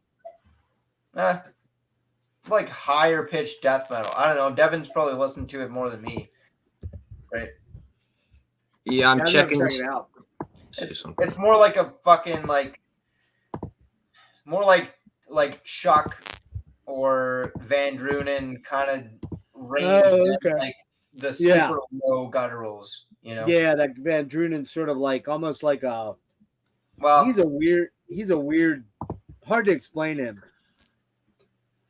Like, I mean, he's like you say, he's not guttural at all. He's got that like almost like a. I don't know. I don't even know how to explain. He's got more of like a You can't compare anybody to Van Drunen. I probably shouldn't have done that. But have you heard the first Tribulation record when they were a death metal band? That's what it sounds like to me. It sounds like the first Tribulation. Okay, I've not heard that first one. What's everybody been up to? Otherwise, Devin? Not much. No. Watch Chuck message you in like an hour, say, "Are we still doing the thing tonight?" No, I don't think he's gonna do that. I kind of was like, "Yo, dude, kind of boned me tonight, bro. Thumbs down." Well, I mean, it'd be one thing if he responded to me when I said, "Where are you at 10 o'clock?" And he didn't respond, so I sent the link, thinking, "Oh, I forgot to send the link." And then I'm like, "Dude, you said Sunday. Where the fuck are you?" And no response. And I'm like, "Dude, you kind of boned me." So I'm pretty sure by this second one, he saw it, and I'm gonna guess he's probably gonna tell me he got to go to a show somewhere, or he met some woman, or something happened. And I'm guessing it's the latter. That's what I'm guessing. But I've been fine if he'd have connected with me earlier in the day and been like, "Hey, something's come up. I can't do tonight." But he didn't do anything. So, I mean, earlier on Thursday, we'd been talking in the afternoon on Thursday, and he was out on a bike ride. And he's like, "Hey, let me get back to you when I get in 10 o'clock tonight," right? And I'm like, "Yeah." And then he got back, and at like 7 o'clock, he hits me up. He's like, "Hey, I'm not feeling very good. I went for a ride. I think I might have this thing my son has, this thing in my throat and sore throat and chest." And I'm like, "All right." And so I'm like, "All right, cool." You know, it was 3 hours ahead, though. I could kind of plan to just, dip out. And I ended up doing, what was that I ended up doing? Sharing a six-pack. Yeah. And so that's no big deal. But tonight, I was telling, I don't know if you heard me earlier, but after the Dan stream, which ran longer than I thought it would, I didn't think he'd want to talk that long, but he probably could have gone longer. But I was like, I'm looking at the clock. I'm like, fuck, man, I really got to get to the grocery store because I got nothing to drink in this house other than tap water. I'm not big on that. So I wanted to get a case of water and some diet iced tea and a few things. And I looked, it was like 25 of, and I ran without even thinking. I ran out the door, jumped in the car. I didn't run. For me, I ran. Jumped in the car, and I'm like literally halfway up the street, and I'm like, "Oh, fuck! I'm supposed to do that thing at 10 with Chuck," and I knew it was like, pushing. I'm like, I need to call him and tell him it's going to be like 10 minutes late, 10, 15 minutes late. Well, guess what? I didn't have on me. Didn't have my phone, so I ran out without my phone. So I went to the store, literally flew around the store as best I could in the condition I'm in, which is not easy for me, trust me. And I got out of there like right away. I need groceries bad, but I just didn't want to spend, an hour digging around through groceries. So I ended up, kind of essentially running back to the house, getting here with like 10 minutes to go. And then I'm sitting here at like 3 minutes after going, "Okay, where's he at? Where's he at?" So I don't know what happened. Well, we are still live. Yeah, we're live. So. There you go. That's not one of the picks, though. No, I know. I would pick Abbey Road, so it wouldn't work out very well. Yeah. Although that's a great album too. I mean, really, anything from Revolver Or through Revolver, Let It Be. yeah. Yeah. I Devin has tons of Beatles. No, I have the Macabre record. Yeah, I was just gonna say. Yeah. That is funny how they did that though. Oh, I have the Macabre. Yeah, I don't know, Nate. I'm with you. I don't hate them. I just don't ever see myself getting their stuff. I like them. What was the big song that they had? The huge one that was a couple years ago. Square Hammer. Yeah, are you ready to die? Square Hammer. Square Hammer. I mean, it's a good riff. It's a good earworm. I just always kind of felt like it felt more like pop hard rock than it did metal. That's what I like about them. What I like about them isn't necessarily their more metallic side. It's the 80s pop throwbacks, and I'm a sucker for that. That's my era of pop. Yeah. And It's that's like not bad. That's the thing too for me. Like the first 3 albums really like clicked pretty quickly for me, but then the last 2 albums I did not like them at first. But the more I listen to them, the more I end up liking them because the songs just get stuck in my head. They're earworms. I mean, Earworms, yeah. Prequel, I'm not like as big of a fan. I'll be right back, guys. Dance Macabre is quite an infectious song. It really is. But I really like the last one. I thought the last one was a solid album. Yeah, I don't know.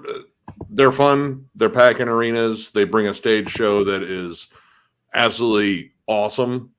And yeah, Ghost is cool by me.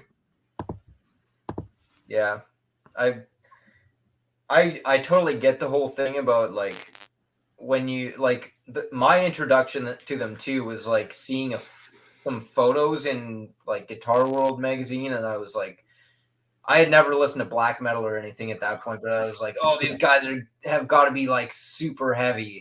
And then I went to listen to them. I like bought this album, and I was like, what the hell is this? But I don't know. I as soon as I got over the initial shock, I was into it.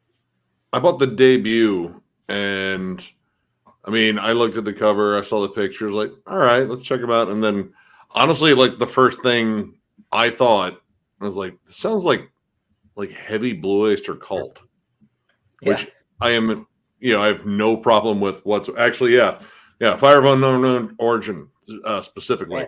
Which is like the best BOC album. I don't know about that. That's my favorite. But I mean, Secret Trees is good too. Tyranny and Mutation. The first one, I mean, that one. See, I like that one too. Great one. That was their first one working with Martin Birch. Spectres, Agents of Fortune. I mean, there's so many good ones. Agents is a great album. Like it's definitely more than just Don't Fear the Reaper. The ETI has some of the best fucking like vocal harmonies on it. As far as Don't Fear, like as far as like songs I've heard on the radio 500 times, Don't Fear the Reaper is like still, I can listen to that any day. Yep. Same here. But same with Burning for You. Like that's just a good, catchy rock song. But one thing, like as soon as Eli and I finished our stream on Ghost, I think I forget. Like I messaged him, I think, and I was talking about. I forget what I said, but he said he mentioned like Vengeance the Pact off of this. And I'm like, holy shit! Like I didn't even think of that, but that's exactly sounds like Ghost. It does. Ghost song, right? Tribulation just covered that in their last EP. Right, that's what we were talking about because I was like, hey man, are you a Tribulation fan? And they covered that. Blah blah blah. They did a great job. I fucking love that cover. I love that EP. That EP is fucking awesome. I guess like there's been a fair amount of like fucking people shitting on Tribulation. Like, they fucking sold. I was like, dude, they changed their sound fucking forever ago. Like, stop it. They switched their sound kind of in like what 2015 or whatever. It was like right after the first album. The Horror is the only one that really that's a flat out death metal album. It's awesome too. And, but the goth rock stuff just took over.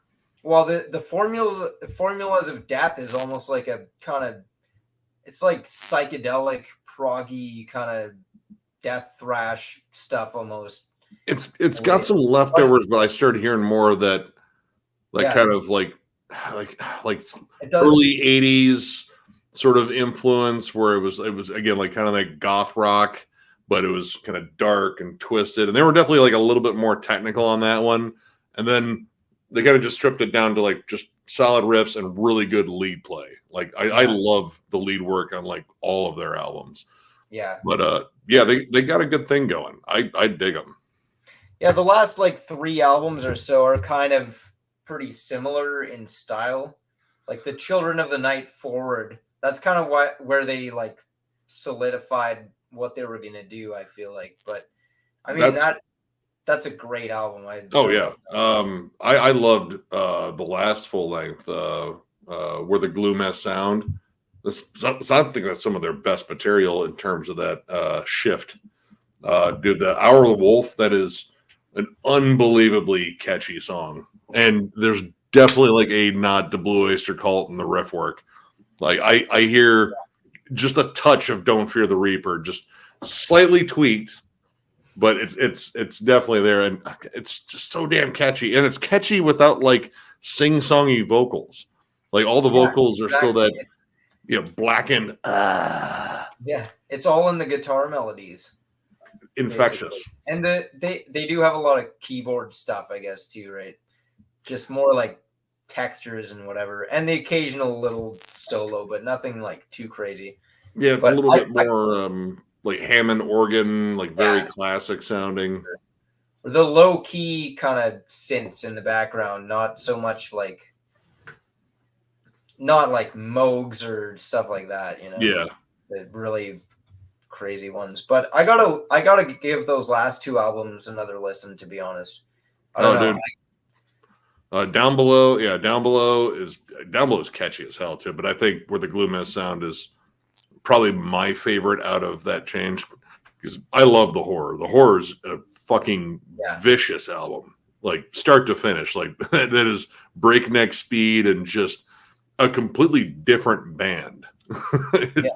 But the last album was great. That new EP. I only own Down Below. I need to get a couple more of those. I do like they're kind of groovy, man. They kind of don't stay in one lane all the time. I like that. Tribulation. Yeah, Tribulation. I saw them live actually when they were touring on Children of the Night. They were opening up for Cannibal Corpse and Behemoth with Aeon, and like we're kind of like, my brother-in-law were kind of like, dude, who are these guys? And like part of me, we were sitting up in the fucking like the higher level of a club. It's like, I'm not entirely sure they're all guys. I don't know. There's a lot of makeup going on. But yeah, we jammed. I was like, dude, this is really cool. Like it's heavy, but I feel like I'm listening to like a black metal cover band for like Sisters of Mercy. Yeah. But they were great. And then Down Below dropped, and I jammed the fuck out of that when it dropped. I like that one a lot. You know what I like about it? There's a lot of cool guitar work on there. Tons of it. Really cool riffs, like not your standard like band. It's not like your standard black metal riff or your the tremolo E minor thing or the standard death metal detune, sludgy. No, they kind of mix a lot in there from 70s progressive rock and weird sort of like angular stuff that they throw in there. Like heavy metal. Like, I mean, honestly, there's guitar work in there that reminds me a lot of Satan, except like maybe not played as fast. A lot of new album stuff. You should get Where the Gloom Has Sound, or Where the Gloom Becomes Sound. I think that's right. Yeah, the one that followed Down Below. You'll fucking love it. The latest full length. Yeah. 29. It was Found a year my- ender for me. I found a couple old Rush books. Ooh. I think this is Martin Popoff. This one. Yeah. This is quite a while back, man. Fuck, I'll tell you how long ago this is. Look at this. You young cats may not get this, but Nick should. Recognize that? Whoa. Wait. Borders Books. Oh, Borders. They've Shit. been gone Yeah. for a decade or more now, right? Yeah. And then I got another of the pop-off books, the leather one, the first one, Anthem, which I got a whopping 58 pages in, and I have to start over again because I don't remember any of it. I am the world's worst because of my ADHD that's gotten worse with my illness and with everything else. Man, I'm terrible at reading. I mean, I read stuff online, but it's like when I sit down with a book in my hand, I'm like, fuck, man, I got to actually pay attention now. Did you see? Yeah, we got sent a package of books. We have a fan. She's been a fan of ours for a while. She actually sent us these amazing cookies, which we still bring up. Yeah, dude, I know that book. I have the soundtrack technically for it on Relapse with all the classic extreme metal on it. Repulsion, Napalm Death, and God, man, tons of shit. But yeah, she sent us a whole bunch of horror novels, like short stories, novels, a whole bunch of like just killer, quirky stuff, bios behind all of the authors.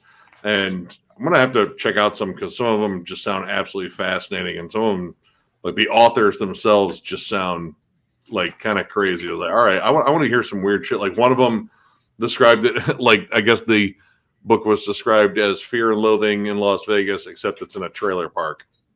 Like already sold. Oops. Oh man. There's old Opeth. Damn. Wow. I don't see the Ranger Rick hat on Michael there, so I know was it's nice. old Opeth. Yeah, What's he with the 93. Ranger Ray? What's he wearing these days? He keeps wearing like that big kind of like, yeah, like he looks like he's either going to Ren Fair or he's like a ranger, like a park ranger. Are you talking about the Oh yeah, that park ranger hat, the one that has okay. Yeah, he wore it for a little bit the last time I saw him. I was like, don't, come on. Here's young grumpy Uncle Glenn. Yeah.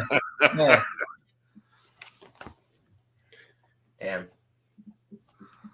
Oh, Uncle Glenn. I might have to grab that book. That looks sick.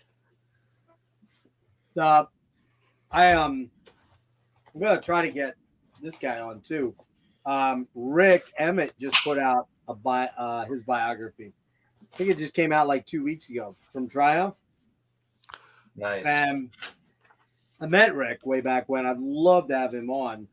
Just don't know if my show's big enough to warrant it. But did any of you guys? I think Eric, you like PT. Did you check out the Wilson yet? Oh, the new one? Yeah. Yeah. What do you think? It's definitely better than the last two. That's not saying a lot, but it's definitely better. Yeah. Yeah. A No, lot. I like it. I don't know if I love it yet. But. Yeah, I think it's pretty good. I was kind of half expecting it not to be that great because the last one I did not like at all. The one before that I didn't like a lot either. I was kind of But this one's definitely moving sort of back into a better place, I think, overall. But everybody wants to anoint him the greatest artist of the 21st century and blah blah blah, and the Prague King and all that. And you're like, all right, easy, man, easy. Put the brakes on here. Yeah. But I think it's definitely was a step up. I still have not gotten around to listening to the Two Mold album yet, Nick. I'm getting there. Oh, dude. I bought it. I picked it up on vinyl, but I wanted to wait until I knew Derek was coming in, so I didn't listen to it like 3 weeks out from him coming in and have different impressions of it or whatever. But most people, you liked it, right, Devin? Yeah, I'm still waiting for my copy to show up. Yep, I'm still waiting. I got a shirt too because I needed another Tomb Old Of course Church. you did. No, I dig it. It like I specified in the review I would listen to this album for completely different reasons than I would listen to any of their other albums. Like it's a totally different vibe. And honestly, the title track is some of their finest musicianship. Like that is. Is that It's the an really 11-minute riff fest, but That's I mean, the 11-minute one. Yeah. oh, dude, but the clean section in it, the jazz fusion, the leads, like, dude, what the fuck? This is crazy good. Derek- It's so different. Derek's really worked on his playing the last couple of years. He, believe it or not, little secret here. He's taken lessons from Kevin Huffnagel, and has been for like 3 or 4 years. And it shows. And actually, it's funny because when I reached out to Derek the first time, like, hey, I'm a big fan of your music and blah blah blah. I'm like, you might not be interested in coming on my show? And he's like, oh no, I already know about you. I'm like, how you know about me? What did you do? Yeah.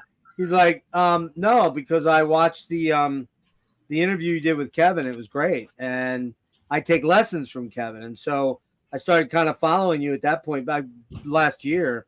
He's like, I see you've got a lot of cool interviews and a lot of cool activity. You're very active. I'm like, well, I try to be. I've got some, reasons why, and all that stuff. So that was kind of cool. So actually, in conjunction with this album, I didn't want to listen to it and then have it be one of those, 3 weeks later, I've forgotten all about it and I got to go revisit it. So I kind of wanted to, I'll probably do it this week when I get through because I'm actually giving myself a little space to kind of chill a little bit on because you know how it is with the island things. You don't necessarily have to go re-listen to the albums you're picking. You kind of know most of the ones, and then you might be like, oh, okay, I want to check that one out again. Just make sure that's one that I feel like wants me on there. But I mean, there's, I'm sitting in a room of a couple of them. I mean, what you do one is behind me right here, one over here on my wall here. I mean, honestly, I What? would make an argument for Crimson Glory on my list because I really do like that album. But Wake I'm of the still fresh Guardians to it. over here. What's that? I'm still fresh to that album, so I'm Yeah, gonna go that's with true. I'm gonna go with stuff I know. Yeah. Yeah. But What- I mean, that's going to be what one. is- Awaken the Guardian will be one. Probably a Death album will probably be one in there. But go ahead, Eric. Sorry. I don't know what I'm gonna do is like No, you're not going to do 33. You're No, not doing but 33. I already I told have you my that. top. I have my top 9, and then number 10. I have to listen to like 15 albums to figure out which one I'm gonna put in there. Yeah. So it always comes down mean- to the last one. And it's funny, like, of course, I would probably want to put Rush on this list, but it doesn't really fit. Yeah, They're- So, Proto prog metal. yeah. on the cusp. On the cusp, yeah. So I'd probably be like, yeah, well, these are the granddaddies, but we'll do that in the prog list because that kind of fits more in that whole thing, that genre. But I think I have 8 picked out. So I don't really need to go, okay, I got to go listen. I may have to listen to, I know, Eric, you got like fucking 25. I 8? know. Huh? You have 8? Oh, I got I'm jealous. No, I am at 8. I have 8 picked out Okay. already without having to listen to anything. And I can probably guess 5 of them. Go ahead, try it. Well, I told you 2 of them, Blackwater Park, maybe. it's on there. Cynic Focus, Now I got to remember. Yeah, that might be on there. I'm not sure. I think Unquestionable Presence, could be on there. Awaken the Guardian, Well, Yeah, I you told already that. telegraphed that one. That's a little easy. And Transcendence. So yeah, that's yeah. Let me think. Am I that fucking obvious? Not very progressive. I mean, you're not really keeping us guessing there. I mean, That's We true. see the transitions coming. would this count? That's Oh. not one. That's not one of them, but there is one of that. It should be, but if it's not this, you're wrong. I I mean, like that. I like that album a lot, but it's not my. That's not my go-to Voivod album. that's one of my favorite Voivod albums. I love that album. Yeah, I Love know that. nothing faces your favor. Could be that, or it could be Angel Rat. Could be. How wait, I know you a lot- like Angel Rat more than that one though? Like I like Angel Rat. Then I think that it's one a right good there? album. I don't think it's better than Outer Limits. There's a couple of tracks on Angel Rat I love, and there's Dude, I really like the production by Terry Brown on it, man. Is it prog Jack- though? That's more like alternative rock, kind of. yeah, That's come on, prog. man. It's Rush worship. It's Rush Jack Worship. Luminous. Jack Jack- Lemmon, yeah. Yeah. Oh, you're talking about. Yeah. Angel Oh, Rat. that's Yeah, Yeah, amazing. no, he brought up like one of the big points there. Jack Luminous is an amazing That song. would probably be the biggest selling point for why Heaven it's Wins. Yes. Yeah. We'll see. I'm still tweaking it. I got 2 weeks to go. Oh, wait, where are we at? That's the Wait. 9th. We got time. Yeah, today's the 9th, so it's 2 weeks, right? Yeah. Yeah. So you mentioned Maiden. So which one would you put if you had Maiden on the list? Seven. For Maiden, man, I would probably have to go Seventh Son. I think that's probably their most proggiest with the keyboards. If you throw out Can I Throw with Madness out? I have about 26 albums that I own, and then about 35 others. Dude, I told you. Now here's the thing. I am going to set this up. How We many? do our top 10, and Yeah. I am only going to allow 10, and that's being pretty liberal. Okay. 10 honorable mentions. That's it. That Alright. gives you 20 spots. That's a Okay. lot. I'll try. Are we counting Huh? gent bands? Gent bands? Like, all right, if Meshuggah was hypothetically considered. I think they're progressive metal. Okay. So, for example, I mean, for them, probably their most proggiest would be, oh man, Don't say Olaf Catch maybe, 33. or maybe Catch 33. I hate Catch 30. I don't hate it. It's just I don't like the way it's tracked, and I hate that there's a drum machine on it. Well, I didn't know there was a drum machine on it. Oh yeah, no, that's the only one that has a drum machine, I believe. Yeah, it was the same drum program that Debbie used on Ziltoid. Right. Oh, I didn't know that. Okay. Yeah, Another Yeah, Jeff. Another okay. Jeff pick. Probably. Yeah, Ooh. that's a possible. That's a possible. It's not on the list right now. If not, it'll be an honorable mention. I don't know. I'm gonna probably have an Enslaved album. I just don't know which fucking one. Yeah. Yeah, Yeah, that's the thing. I don't want to have more than one album for one band. So it's hard to pick an album for some of those bands. Well, I mean, yeah, I got you. Okay, I'm not that's doing that insane. either. Yeah. I'm not doing that either. So And yeah, there's a lot of choices, man. A lot of choices. what I might do, since I have a whole bunch, is if somebody picks one of mine before I get to it, I'll just You can do that. replace it. You can do that. I mean, I don't have a problem with there being multiple picks. We did that in Death Metal Island, and you almost can't help it. I mean, Yeah, there's dude. gonna How be many of those- us had fucking Left Hand Path? Wow. Yeah, there was a bunch, quite a few. Not as mean- many as I thought, though. It was maybe like 4 or 5. I mean, that's still out of what? How many people we have in that panel? 8, That was 10. That Eight or one, nine. 10? Yeah, that's 9 or 10. that's still one. I mean, Let's well, see. someone Well, had right now- Never Right Flown now, Stream. it's Nick, me, Eric, John, Logan, Johnny Mac, Roger. Jimmy. No, Jimmy can't do it. Serge, maybe. Serge is a maybe. Who am I forgetting? There's one other person in the U.S. that maybe Jason from Wraith. I'm not gonna bug him though, dude. If I don't hear from him, I'm not gonna bug him. Did who you am I- Go ahead. did you end up asking Eli at all? I mean, I think he would Asking have some who? stuff. Eli. I think he would. I think he would have some stuff, but I don't know. I didn't Right. ask him. Long I didn't string. ask him. Listen, hang on, hold on. I like Eli a lot, but he's not always been the most reliable dude. But Um, I mean, it wouldn't hurt to have one more maybe, right? You have a lot of maybes already. yeah, but hold on. I'm trying to remember who the other. Fuck, who is it? Oh, there it is. Me, Logan, Eric, Nick, Roger, John, John, Johnny Mac. Okay, so that's 1, 2, 3, 4, 5, 6, 7. And then what I thought about doing was only adding 2 more people because, hey Josh, what's up? Oh, we're What's up, just Josh? hanging now. If you want to come on, Yeah, we're talking Prague.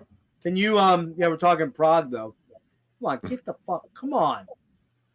Do you have his contact? You want me to send you a link, Josh? Yeah, if you don't mind. I got to go get something out of the oven. I'm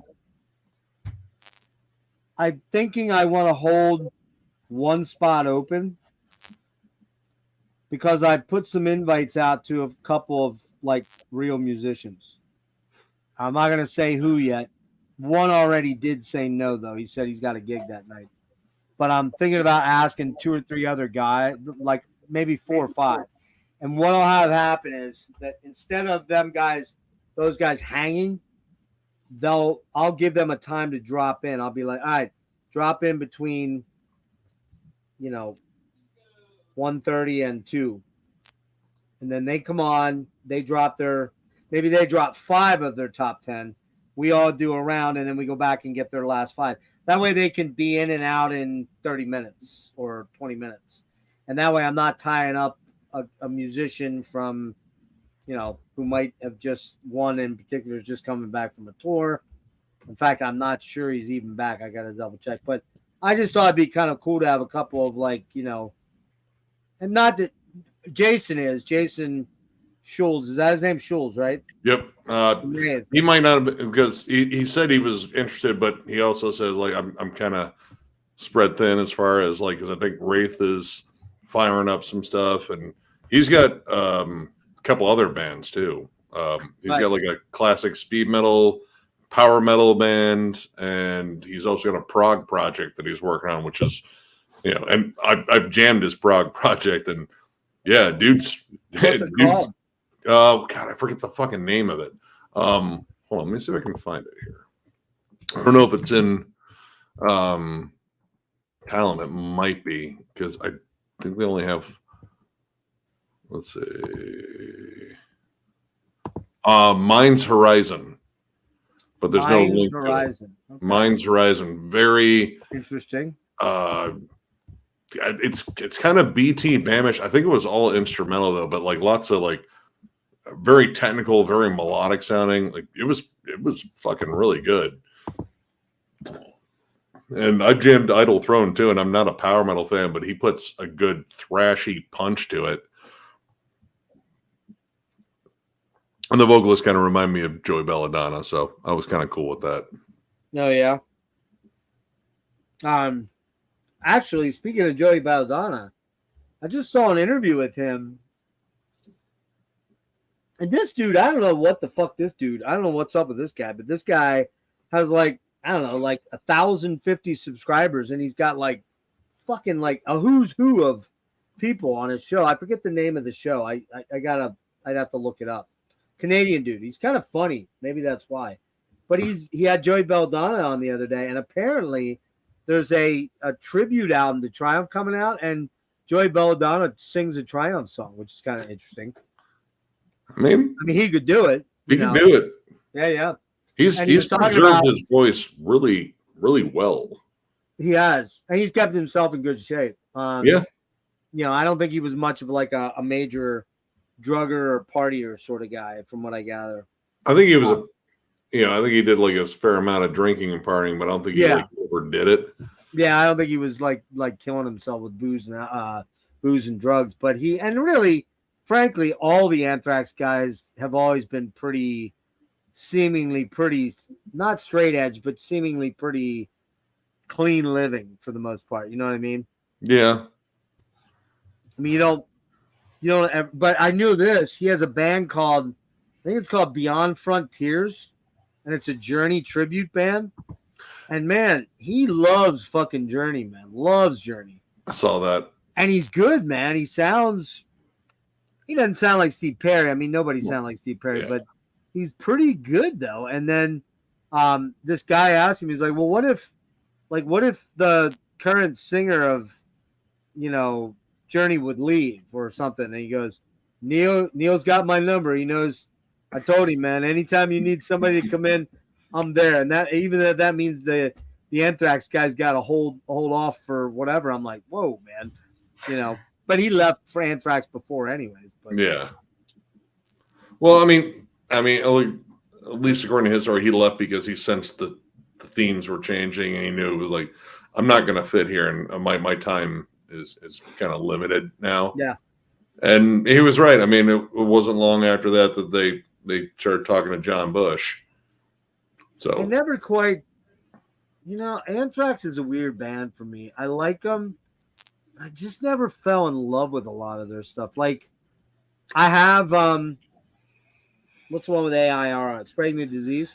Spreading the Disease. I love that album. I have that one, and I had what's the one with Amongst the Living? Is that it? Among the Living.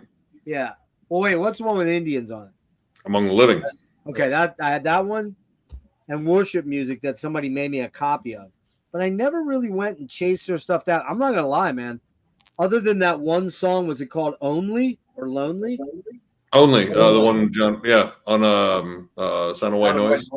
Yeah, dude, I don't even know any of the fucking John Bush era stuff. Oh, I own all the John Bush era. It's not the best era, but Sound of White Noise is a good album. I'll be right back. I gotta get something out of the oven. It's more product of its time, but it was good. And plus, I love John Bush. John Bush's vocals are fucking awesome. Oh, so do I. I'm not. I just never got this stuff. I'm looking through my my prog stuff on my computer and like, fuck, this is tougher than I thought. Yeah. Yeah, there you go. Yeah. Dude, Raising Fear. That album is so goddamn good. I mean, actually, God, those first three are awesome. But honestly, most of the stuff that I have by Armored Saint, it's killer. Every time I look at that cover, I think that's Maynard James Keenan in the window. Maybe. God. Oh, dude. I forgot about the Ihsan albums. Oh, he's in my top 10. Oh, dude. After would be in there. Fuck. You could argue the Last Emperor record too. You could argue anthems. I was thinking about it. I mean, Intronaut's like progressive sludge. I fucking love that band too. Oh God, Valley of Smoke. I gotta get into those guys still. Oh, I saw them live with BT Bam and Enslaved. Man, dude, the insane polyrhythms that Danny Walker was doing on drums. I could dude, my brain can't handle this.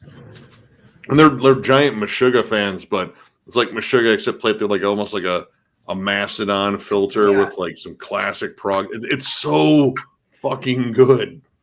I mean, their last album, Fluid Extension Inversions, Fluid Existential Inversions. Yeah, it's fucking ridiculous. Did you guys know this? Yeah, hell yeah. Afflicted? Yeah. Prodigal Son. Don't know that one. Swedish death metal voivod. Yeah, it's a weird one, but that's a heavy ass album too. It's like pretty brutal, super technical. Yeah, it's like Killing Technology went death metal. Totally, yeah. I don't have that one, but man, you should be on the prog metal episode. Pull out some of that shit. I'll pull out the first 8 Opeth records. He'll ruin his reputation. Devin dwells in the gutters with the slime and the filth. Hey, there's a lot of there's more prog in the gutters than you would think, There you go, Devin. Be our gutter prog. Throwing the outer limits, throwing Prodigal Son, I'll just show this 10 times. I mean, I'm gonna have an Opeth one. It's not that one. Oh shit! I gotta even argue these. I love the Liquid Tension Experiment albums too. What's up, man? Hey, what up? What's up, guys? Oh, talking prog, and I'm going through my prog shit right now. This is gonna be tougher than I thought. Yeah, that's why these are kind of fun. Because they kind of what's up, Josh? They kind of make you make choices that, you know, quite frankly, a month from now, your choices could be completely different. But they kind of put you in that zone of thinking about long term, like if you could only listen to these albums for the rest of time. Are we counting Nevermore as prog? There may be a Nevermore album on my thing. Yeah, I might know which one it is too. I bet you do. Too. I bet I do. Oh God, Neobliviscaris too. I like them, but they would never be on my, long-term. Portal of Eye and Citadel are, man, fuck. I mean, I don't know if you can make an argument for Obscura. I was about to say. Yeah, that would probably be the one. The Ocean. I don't know. They're more post metal, but there's a lot of prog to them. Pretty proggy. I would include that. Yeah. Because I might have an Ocean album on there now. I mean, I'm not gonna make people send me their list because then I got to be the gatekeeper of everything, and I don't really want to be that guy. But I will say, it's total canoe behavior. What's that? Total canoe behavior. Canoe behavior. Brah.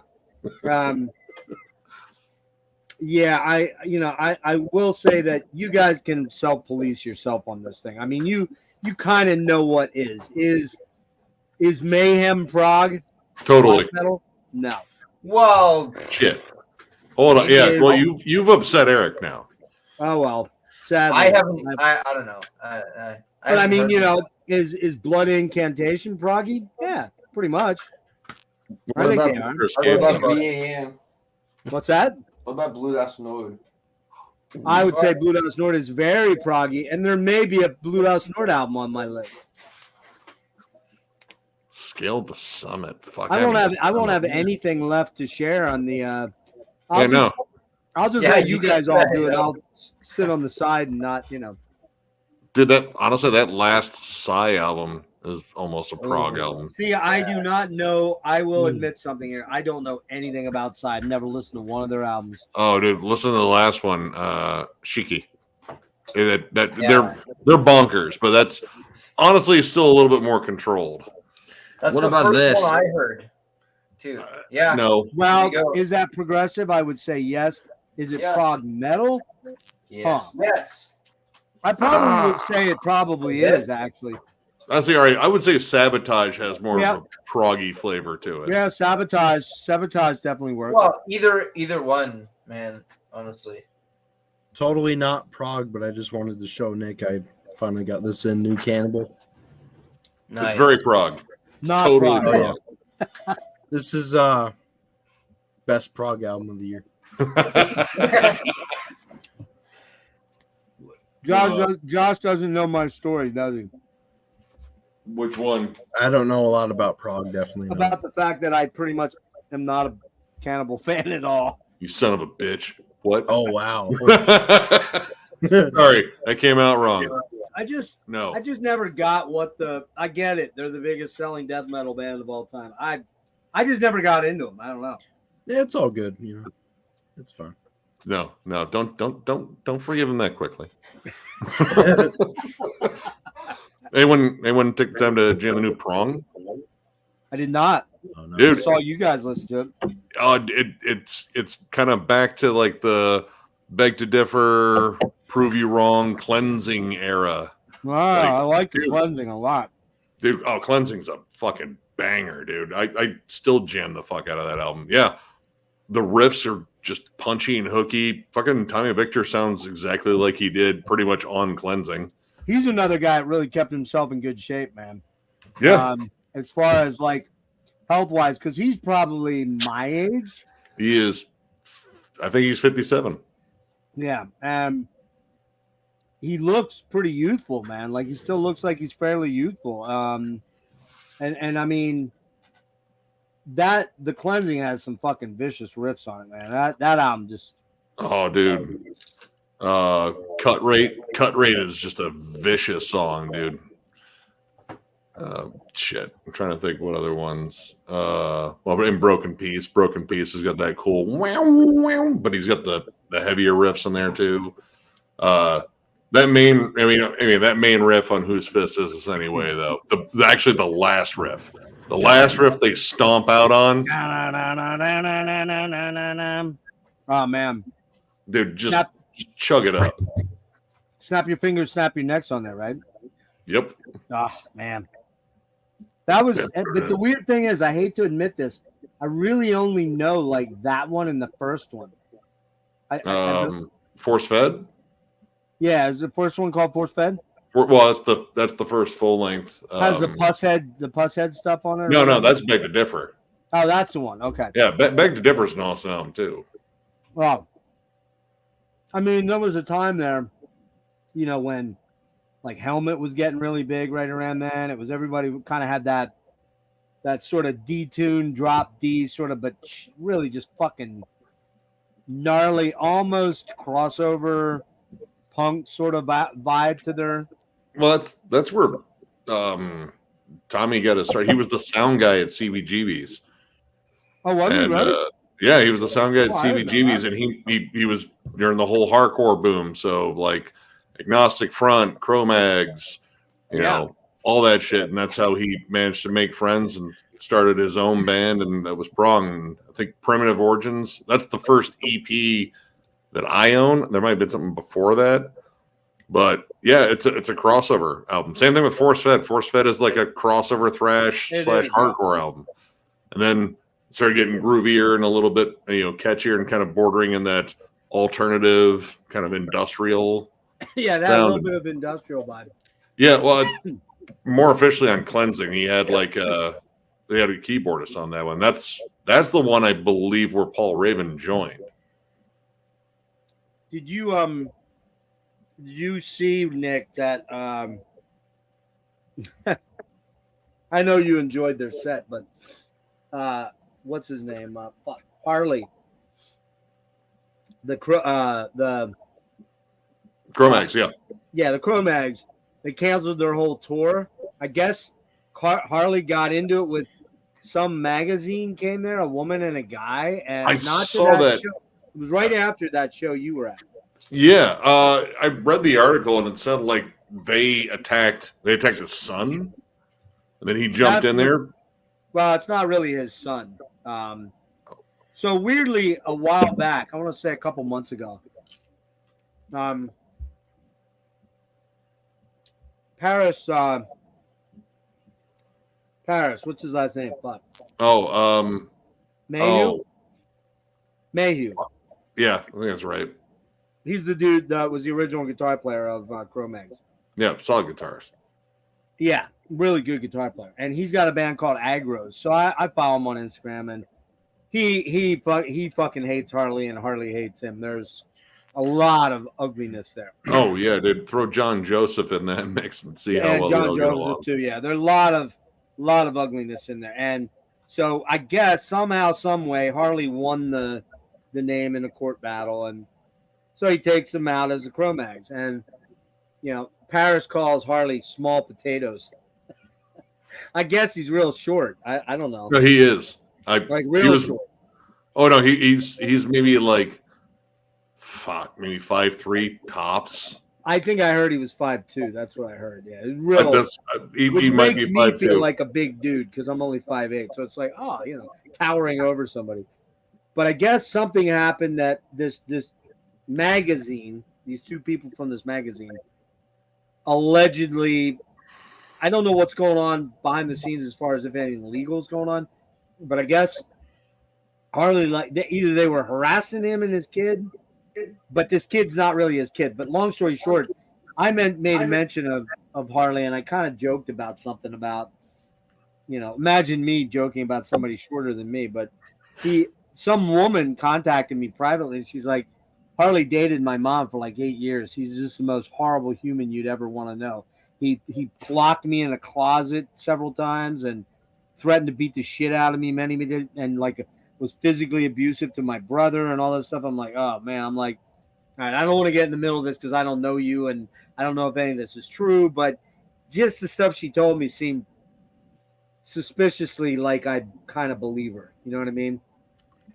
And everyone that I've run into, like, for example, or heard about, like, so a couple months after that, some guy posted on Paris's thing that him and his buddy went to see Cro-Mags, and his buddy was wearing an aggro shirt, and Harley saw him and said, "Get that fucking shirt off or get out of here. You can't be in this show." If you know, I mean, what the fuck, dude? You know what I mean? Like, Yeah.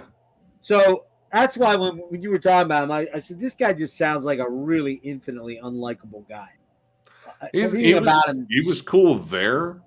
Like, he was right in front of us, like during the whole drunken ninja chorus where, yeah, that was a whole fucking fun batch of ridiculousness. But yeah, he was super cool with everyone around him. He was nice and he was cool on stage. I know for a fact that dude's got a temper. Like, he's got a history. Like, yes.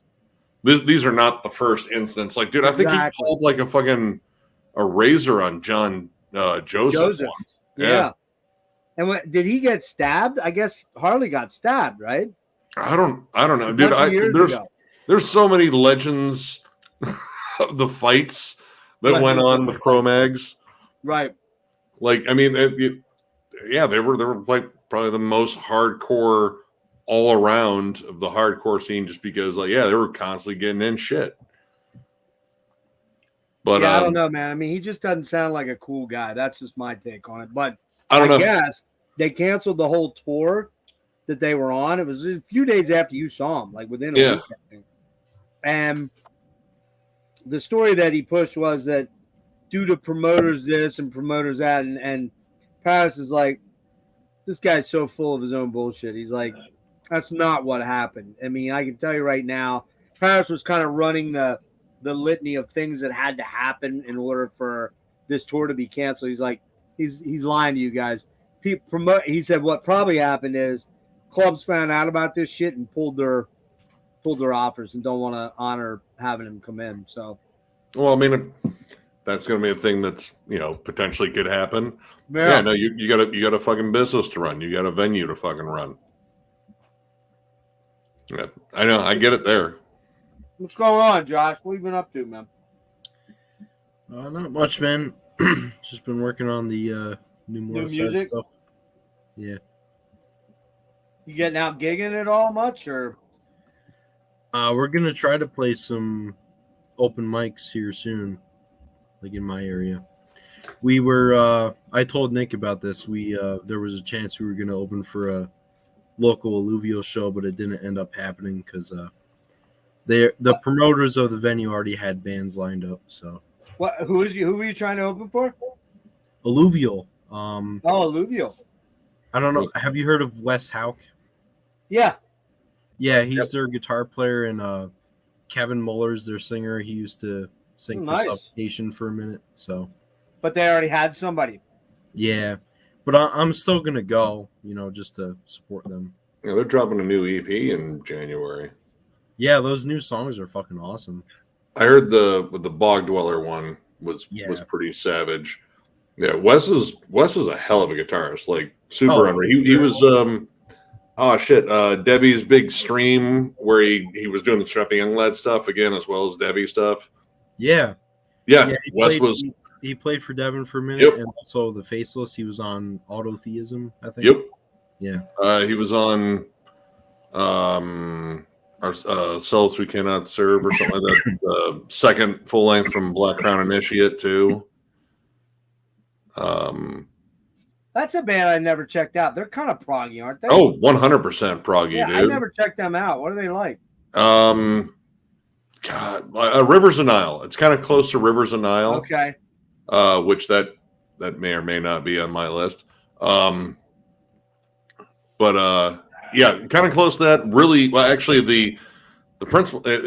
I I think Black Crown Initiate might be like damn near defunct at this point because their main songwriter, guitarist, and clean vocalist is now in Rivers of Nile, Andy James. Okay. Oh yeah. And that new Rivers of Nile song is fucking awesome. It's probably going to irritate the fans that want the more death metal stuff, but it's like no, this is great, dude. It's interesting. Yeah. It's interesting that Rivers of Nile kind of started out like a deathcore slam band. The first two albums are definitely just flat out death metal. Like it's just gnarly, heavy. Like it's technical, I would say, but not like tech death. And then where the Owls Know My Name dropped, and the prog gates open. You know those guys live 30 minutes up the highway from me. Yeah, wasn't there? They're in Reading, I think. Reading, whatever. Yeah, that's about 35, 40-minute drive from me. So it's like actually where I lived before. We moved a little further away, but yeah, they used to play a lot of gigs up there. I've heard of them, but I didn't really know anything about them. Dude, they're great live. I've seen Rivers of Nile 4 times, and they're incredible live. Absolutely amazing. I mean, now the lineup once again has been retooled, but it seems like the singer left, didn't he? Didn't the singer leave? Yeah, the front man left. Their lead guitarist left, or actually they both played lead, I think. But one of the guitarists left too.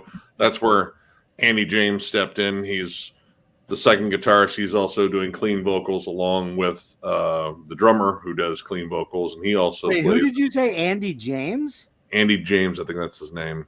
That's not the dude that's in Five Finger, right? No, or maybe I'm thinking, or maybe it's. No, it's. Yeah, that's not. That's the Andy James I'm thinking. I know his name's Andy. Hold on, let me double check here. Oops. Yeah, they're the club. The other weird thing is Believer. You know who the band Believer is? Yep. They're from Reading. They're from right up the road from me too, and they occasionally get Andy Thomas. My bad. I'm sorry. What is it? Andy Thomas. Oh, okay. Yeah, I was gonna say that's not anybody I knew. Yeah, we saw him. He played in the band Tombs for some live runs. Okay, yeah, I remember Tombs. Yeah. Yeah, he came in, did guitars and all the clean vocals for them. That dude's a pretty prolific. But again, I don't know if Black Crown Initiate's going to keep going without him in it because they have 2 members currently. Is that it? Okay. But I mean, be honest with you, that's a band that locally I just never really bothered checking out and just never got there yet. You know, it's like check out Selves We Cannot Forgive, second album from Black Crown Initiate. Okay. It's really sludgy and angular. Like when it's heavy, it is just disgustingly heavy. It's just gross. But when it's like soft and more ambient, like Andy's clean vocals are amazing. Like almost kind of Alice in Chainsy in some spots. Oh, cool.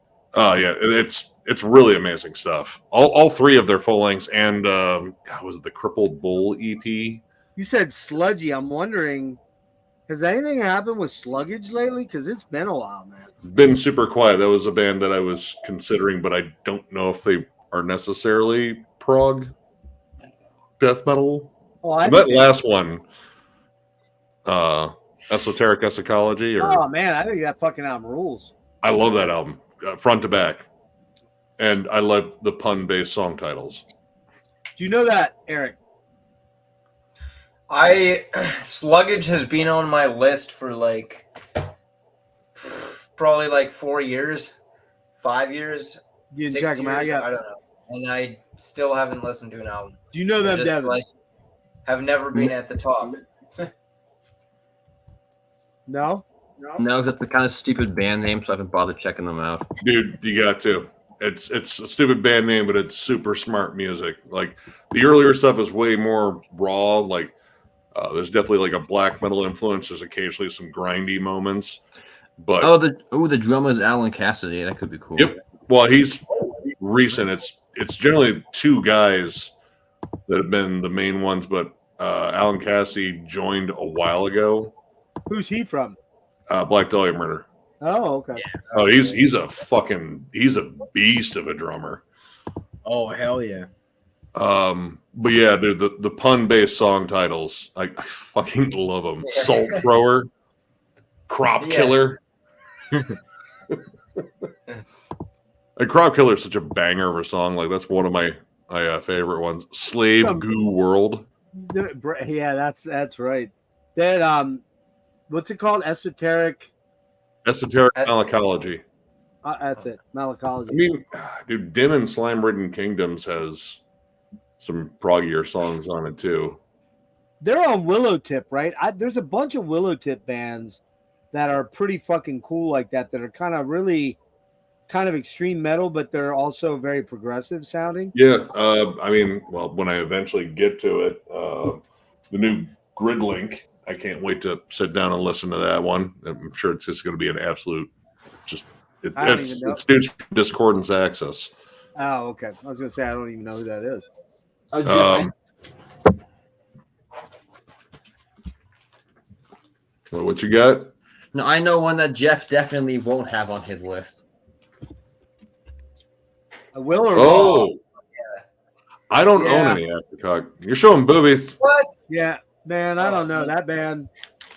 I watched them at MDF, and they just kind of really grated on me, like intensely. They're incredibly talented guys, but the singer, man, I don't know, man, that screamy, fucking weird way he sang just drove me nuts, man.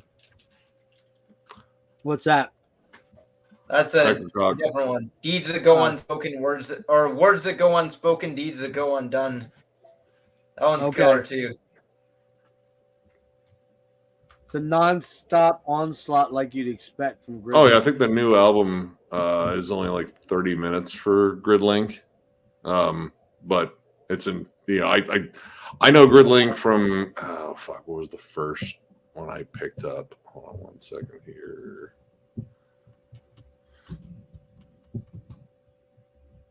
Oh, shit. Which one was it? Was it Orphan? Yeah, Orphan was the first one I picked up. I don't know. That I've never heard of them. It's only 12 minutes long. We were talking about that tonight earlier about, how totally different genre of music, but with Van Halen, none of their albums were longer than like 34 minutes. And it's, I mean, I don't know. Most of you guys probably aren't big Van Halen fans. I'm sure you know him, Nick, obviously, and everybody knows who Eddie is. But a lot of their songs were Eddie Munster. Eddie Right? Munster. Eddie Yeah. Munster. Yeah, he's the lead guitarist for Van Halen, right? Is he really? Yeah, that's what I heard. I didn't hear that, sir. I've been ill informed. Clearly, actually, it was amazing. Like, I guess Friday. It's either Friday or Saturday. What's today's date? Well, today being It was the 8th. Was the 8th. Okay, so yeah, he died on Friday. He died on the 6th. So Friday was the 3rd year anniversary of him being dead. It's kind of wild. I just can't believe that, man. I was shopping with my mom in Costco. I mean, Say again? 2020 just again that was it was like a blip. Like that whole year was just the same surroundings at all times. Yeah, 21 too, to a large extent. I mean, A good chunk of 21. because it was like nothing was normal. You were stuck kind of like almost afraid to leave the house, And it's kind of weird now because we go out now and like I'm not vaxxed because of my issues.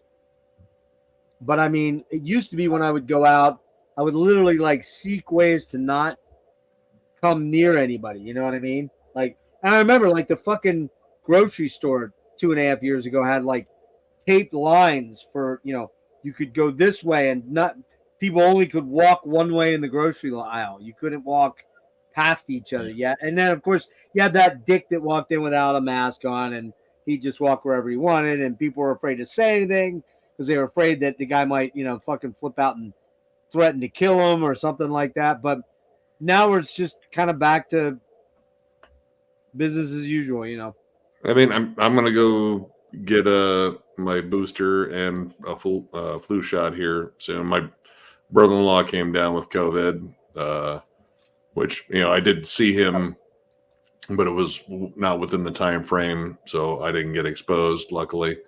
But he was mostly just like, I'm just pissed because I was legit going to get my shot in like a couple of days. And bam. Is this recently? Yeah. Where do you think he came in contact with it?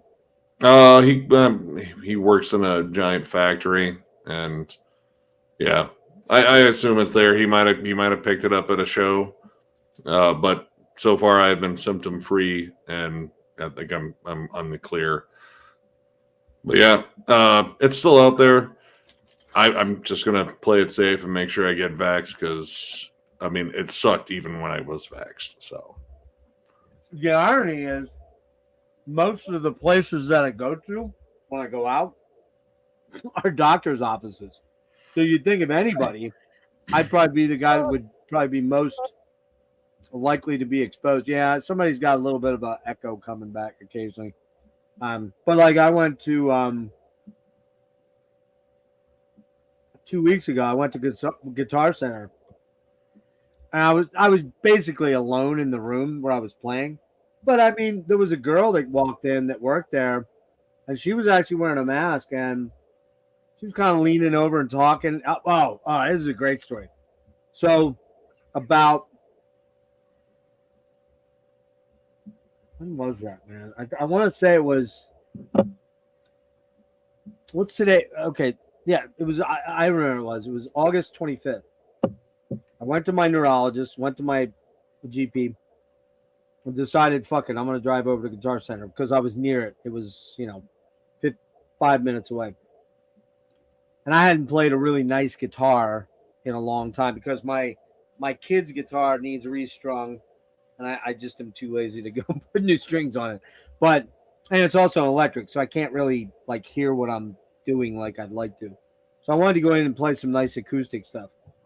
And so I went in, and there's a couple dudes in the acoustic room, and there's this guy there. And I'm just going to be honest, man. He kind of looked sort of like a meth head. Very rail thin, skinny, kind of, rotted out teeth. And he's jamming, and he's not very good. He's okay. He can play a little, but he's not he's not real flashy. So he's playing the one guitar, of course, that I want to play, the really nice Koa one. I'm like, hey, man, when you're done with that, are you going to be here a while? And he's like, oh, no, I'm just getting ready. Actually, he was getting up and getting ready to leave, right? And I'm like, oh, are you finished, man? He's like, I picked up some other guitar, and he's watching me play. He's like, man, that guitar is really nice. I was playing like a $3,000 Taylor. But the one I wanted to play was, I goofed this story up. I'm mixing up my days. So he's playing like I don't even know what the hell it was. It was maybe like $1,000 guitar. And I was waiting for someone to come in to get down the really nice stuff, which is way up high. You have to get a key and unlock it and all that stuff. And so I'm waiting, and I'm like, that's a nice guitar. He's like, oh, here, man, you want to play it? I'm like, no, you go ahead. You're good. He's like, no, go ahead. I'm getting ready to leave. So I sit down. I start plunking away. He's like, damn, man, you're pretty fucking good, man. I'm like, oh, thanks. I appreciate that, And I was doing some drop tunings and alternate tunings and stuff. And I don't think he had ever heard of that before. He's like, wow, what the hell did you do? That don't sound like no tuning I ever heard. And he had like a southern drawl, right? I swear I'm not putting that on for a fact. He's sitting there, and we're already like maybe about 5 feet away from each other. He starts leaning over to talk to me, like I can't hear him from 5 feet away, right? I'm like, bro. I backed the seat up a little bit. I'm like, bro. He's finally he's leaning in there, and he's like talking at me. I'm like, dude, can you please take your face back that way? Put your face back there about 5 feet away from me. Okay, man? No offense. I have medical problems. I'm not saying you're sick. I just don't want to risk it. COVID's still out there. He's like, oh yeah, brother. That's cool. I got you, man. I got you. So we get this Koa down. The lady gets the Koa down. Remember, he was leaving, right? I start playing this Koa, which is like a $6,500 guitar. I'm jamming. He's like, damn, man, I could buy a car for that shit, right? I'm like, yeah, I don't think you're the guy that you're not the target audience for this guitar. I'm thinking that. I'm not saying it. And what's he do? He just starts leaning in again to look at what I'm doing finger wise. And he's like, yeah, what you playing there, man? I'm like, bro, come on, man. Because then I got to stop playing. I got to pull way back. It's like, what is up with people? Like, are people that fucking stupid or? Yes. Okay. Yes. I was sure. And not only that, here's the PA stay resistance. He's leaning in like that, and I'm like, bro, cool. I go to pull back, and he starts to talk, and guess what I feel? Spray. I feel the spray hit me in the arm, and I'm like, mother. Forever unclean. Huh? Forever unclean. Yeah, forever unclean. So I'm literally sitting there going like, all right, do I cut it off? Do I just? I don't have a lighter. I'm like thinking, does anybody have a lighter so I can fucking burn the skin on my arm or? But yeah, I mean, it was just like when I left there, I'm like, I'm sure I'm gonna wake up with COVID tomorrow. So then psychosomatically, I'm in my head all night long. I'm like, is my nose clogged up? Is that? I think that could be the beginning. It's like fucking crazy. Motherfucker gave me the vid. I know it. Can I still taste?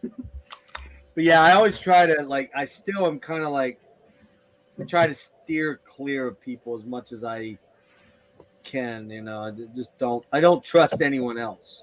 I know where I've been, and it hasn't been very many places, and I just don't know where you've been, and that's kind of like. But like when we went down to like the Cynics show, there was some young dudes, probably Devin's age, you know, Eric's age. And this one kid kept fucking hacking and hacking and hacking. I'm like, okay, well, that's it.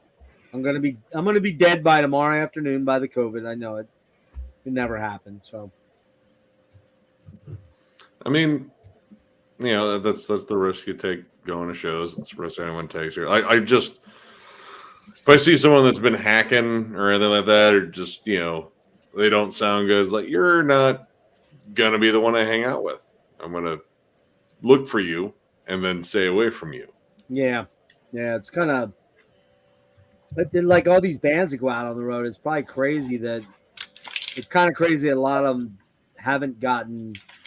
Yeah. So, well, here's another funny story. So Nate brought up a good point. It could be just a stoner dude. I mean, I go to shows in Michigan. It's all fucking legal up there. Everyone's fucking smoking. Dude, it's weird watching these kids fucking smoke right in front of cops too. Like right outside the venue. Okay. Right in front of them, like, man. Well, it's legal up there with you, Eric. I guess do you see that too? Well, you can't. I don't know. It depends. Like I just went and saw Queens of the Stone Age like on Tuesday in Vancouver, and at this big like stadium, right? And there was no smoking area inside the entire place, even outside, right? There was this one corner where everybody was smoking. And the security, there was like two security dudes. These like two kind of shorter like East Indian guys, and they're like, oh, you can't smoke here. But I mean, they're not gonna like they made it clear that they weren't gonna enforce it. Right, hardcore. They're probably like, stoned anyways. You gotta go out, but the thing is, like you could go out, but then you can't get back in. So you either see the show or you go have a smoke, right? So, but like I don't know, they didn't care whether it was weed or cigarettes. It was just it's kind of like the same equivalent these days. I'm trying to remember back to the days when I first started going to shows, which would have been the very late 70s, early 80s. Oh, right. It's kind of like I don't really recall people smoking cigarettes, but they probably did. But I don't remember them doing it, right? But I'll never forget for like Rush, the first time I saw them in February of 80. We were smoking joints. I was one of my first times. Might even been the first time I got high. And it was just like everybody in a fucking concert is sparking up, you know? I mean, there's doobies everywhere and you're smelling it everywhere. Now you go in, now again, in the US, predominantly everything that's public is non-smoking. So arenas, you know, all that kind of stuff. And they have, usually an arena, they have a lot of staff that are running around, you know, looking for that kind of stuff. But I'll never forget, I went to a Boris show back in 18 at a club in Philly, and it was a nice sized club. And these two young dudes, you know, in their 20s, sparked up a doobie, and they're smoking. And next thing I know, the two security dudes at the end of the, you know, in front of the barrier, they're all hunting, like they're all like, you know, they've got like the radar on. They're trying to find these guys. It's like, dude, they're not going to sit there and smoke forever. They're just going to have a couple hits and put it out, and you know. But it's just funny. I haven't smoked at a concert in, other than honestly, that Rush show might have been the only time I ever did that. I never liked getting high in public, like being out in public. Yeah. Because I always felt like I was like everybody was, that dude stoned. Yeah. Like super I'm paranoid, exactly right? the same way. Yeah. That super paranoia of like I don't want anybody knowing that I'm wasted, you know. Right. But I have that same thing, and like I get anxiety when I smoke weed. So like if I go out in public, I just think that everyone can tell that I'm stoned. You know. exactly. Yeah. Which they probably can if they look at your eyes and look at your face all like. It's But different in a small. It's different in a town of 600 people too, right? Where half the people know who you are. So, but, and just Eric, what's that? Ask Devin to show you around his house.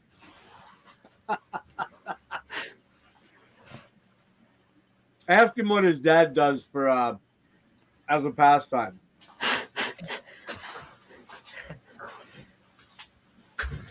Go ahead, ask him. It's funny. Just a little bit. His dad Do it double once. fist. His dad double fist, man. I mean, one time Devin goes, "Oh, here, check this out," and he opens up a fucking giant. I kid you not, man. It was one of those giant like tubs that you would keep like sweaters in over the winter or over the summer, right? Like a big ass fucking tub. Big It opens Rubbermaid up. container. What's that? Big like a Rubbermaid. Yeah, a big Rubbermaid container. And it's just nothing but fucking weed. Everybody's like, "You want some weed?" I'm like, "Wait, what?" I'm like, "What the fuck?" He's like, "Yeah, this is weed everywhere, man. You gotta have weed everywhere." At the shop, at his business. How long's your dad been smoking? Like 40 years? He quit at one point. Oh, did he? Yeah. For how long? Like 2 days? No, when he met my mom, he quit and they got married, and he was smoking on their honeymoon. He's like, "Oh, I real her, and I can be my real self now." Yeah, right, exactly.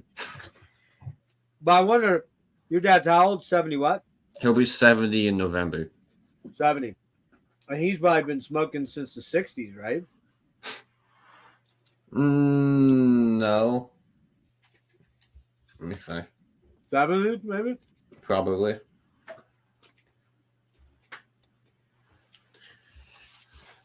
I actually haven't had any in several months. Last couple times I smoked, I was getting this real weird fucking like feeling like the walls and ceilings were caving in. Like We noticed.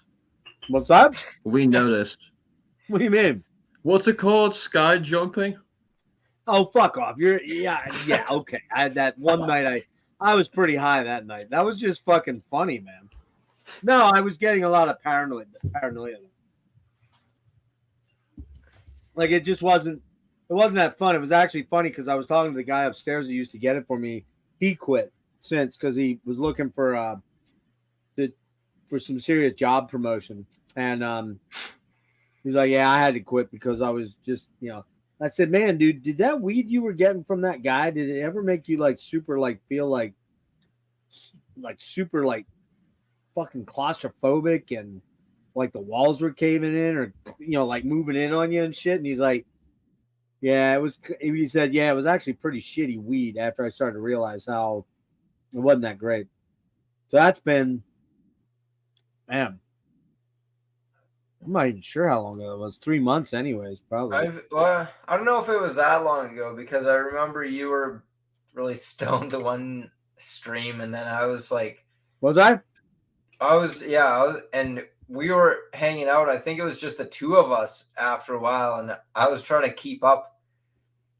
I don't know. That was like Keep up. What do you mean? A month and a half ago, 2 months now. Nah, dude, it's gotta be longer than that, man. I don't know. 2 months, 2 months easy. Because I haven't had any money. I haven't had any cash. So maybe it might have been 2. It's at least 2, probably 2.5. But wait a minute, you were trying to keep up with me by smoking? You mean? Yeah. Oh, I didn't know that. I don't even remember that. Holy shit! Oh wait, you did. You had like a little stick, right? The one hitter. That's it. I do remember that. Okay, maybe it was. I think it was about. I honestly think that was 2 months ago, though, dude, because I've not had any actual cash on me since early August or late July. Yeah. And I know, like, because I'm weird when I get this stuff, even though I may not be thoroughly enjoying it, I might smoke it, and then I'll be like, all right, well, I got to smoke all this stuff, get rid of it quick. You know what I mean? It's like I don't like it. I don't let it just lay around. I want to get rid of it quick. Not because I'm worried about somebody breaking in or anything like that. It's nothing like that. It's just, I don't know. It's just a weird, like, mental thing that I think of, you know? You can smoke, man. I don't care if you smoke. I might. I'm getting tempted now that we're talking about it, but go for it. If I have a little bit, I'm all right. If I have too much, I get all weird. But man, I should. Between 21 and 34, you smoked all day, every day. Wow, I could not function, man. Like I can't do that. That would have rendered me unable to fucking like do anything. Like, you know, I just couldn't have functioned. Yeah, I'm more like a binge smoker, like, of anything, if I do it at all. Yeah. And it's funny, I've not had a cigarette since I was 27, so 30 years. I haven't had a cigarette in like 2 minutes. Way to go, Nick. That's the way to. That's a record. Doing pretty well there. Hang on a sec. Eric, did you move your thing around somewhere? Because we're getting a lot of weird. Like there's like bounce back. Nope. Nate's only 35. Man, dude, how the fuck did you? I used to work with a bunch of dudes that would smoke on the, and this is back when weed was, you know, pretty good. It's probably much better now, but I mean, these dudes used to come in. We work on a shipping dock, in the shipping dock. They jump on a tow motor. You knew that they came from the bar before they got started, and because they smelled like alcohol. They'd be driving that around. Then they go out on their breaks and smoke a doob or two. Like, dude, I delivered pizzas for years, and you know that's a stoner's job. Oh, and, yeah. I mean, I wasn't at the time, but man, I worked with some serious stoners. I worked with a dude he had a Whippet fucking cracker in his fucking car. Like he pulled up like next to me once, and a bunch of the canisters came rolling out of his door. I heard ting ting ting. Like, what are you fucking nuts? It's like, every now and then it's kind of fun. It's like, dude, like he always had a one hitter on him. Like he was like, yeah, dude, every drive, just pack that thing up a couple of times and fucking go. Hey, Nick, talk for a minute. Yo.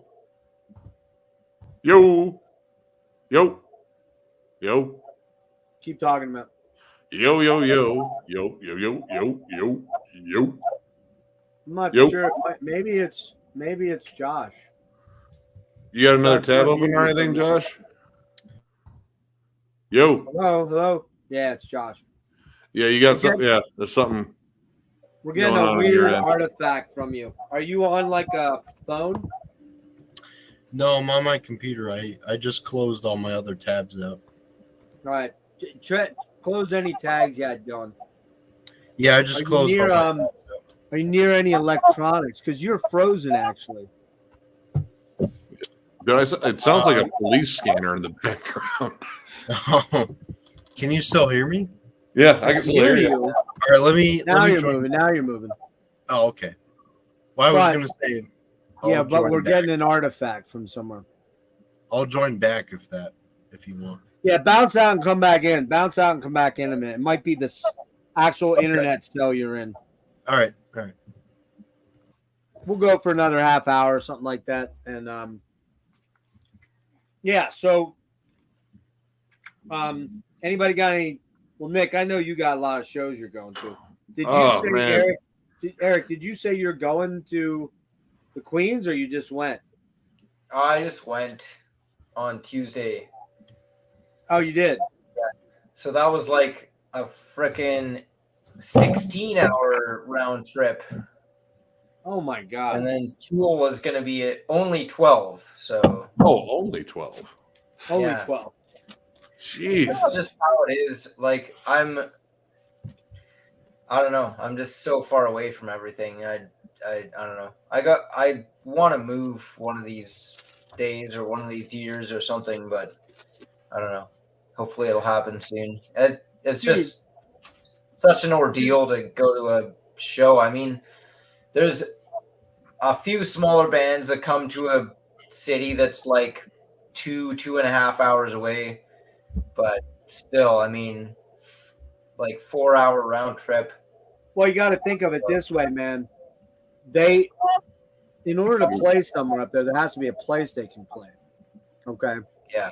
The other thing is they're spending. Yeah, Josh, we're getting a lot of pickups. Yeah, dude. You tried turning down the volume on your. Try your phone. Okay. Try your phone. Kill the. Yeah. But think about it this way, Eric. Like, think about how much fuel a bus and trailer would cost to come up even close to you. So, how far are you from the Yukon Territory border? I don't know, probably Like 3 9 or hours? 10 hours. Oh, you're that much further up? Yeah, it's about 8 hours to Vancouver. I think it's probably, but I'm only about halfway up. And the highways get worse as you go Right. further. And I would north, so imagine that British Columbia is like a massive landmass. Then it must be. it's pretty big. It's probably like, I don't know, 3 states or so tall. Like there's what, like, I want to say there's about, I should probably know this, but I think there's like 12 provinces and territories in BC, or in Canada, I mean. 12 provinces or territories versus like 48 in the States, and Canada is a little bit bigger. So it's like every province or territory is on average about 4 times the size of a state. Right. So Yeah, I'm looking maybe here. not The Texas, Yeah, landmass, I'm total checking it area out. landmass, 944,000 square miles. Trying to see how far it is from the southern border along the states all the way.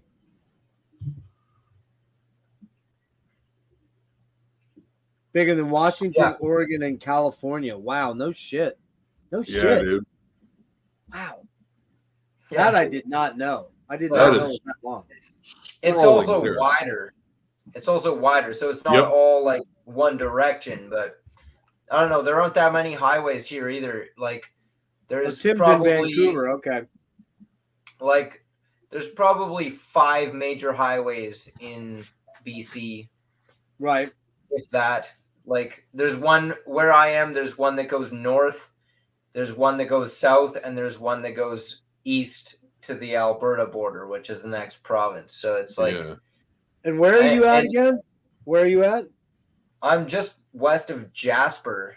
So I'm like right in the middle of the province vertically, like north to south, but I'm like right at the eastern edge, pretty much.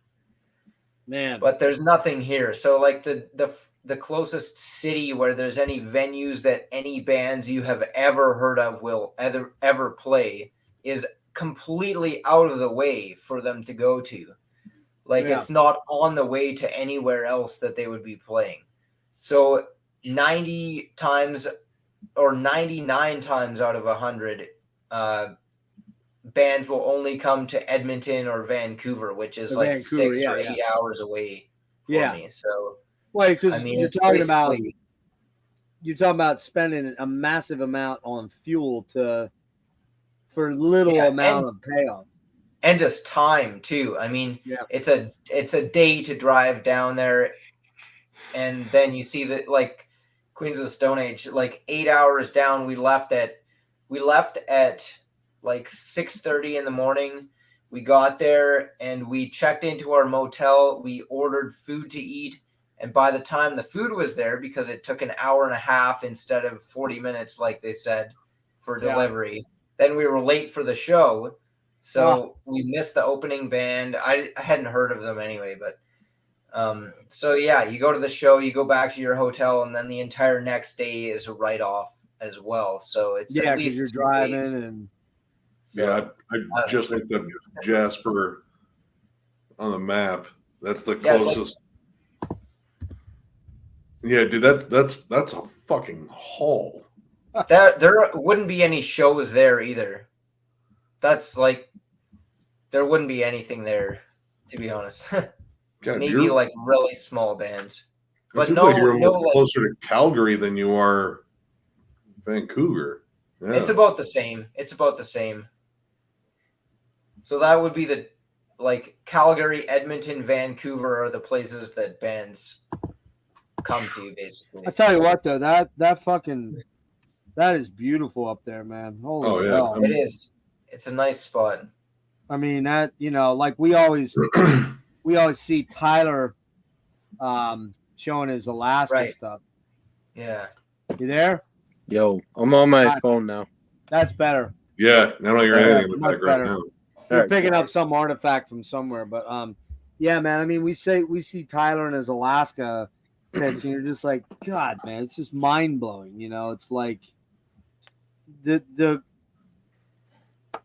just the scenery out there is just so awe-inspiring. I mean, from where I'm at, a lot of farm country, but you don't get a lot of mountains, and it's not terrible around here, but it's not like it's not like out there, man. Same here. I mean, well, where Toledo is, it's mostly flat farm country. I mean, you get some rolling hills as you move, a little bit more east or south. But I mean, there's nice forests and stuff. I need like a little bit of civilization. Like I would not want to live in a city bigger than Toledo. Just because it's a nice mid-sized city. It's large enough for me to bitch about traffic. And I'm close to, bigger cities like Detroit and Cleveland, and reasonably close to like Chicago, Columbus. But yeah, like, man, being out in the middle of nowhere, like it's so cool. Like just to like look out there and like, there's not a person around me to just irritate me right now. But also I could get mauled by a bear or a moose.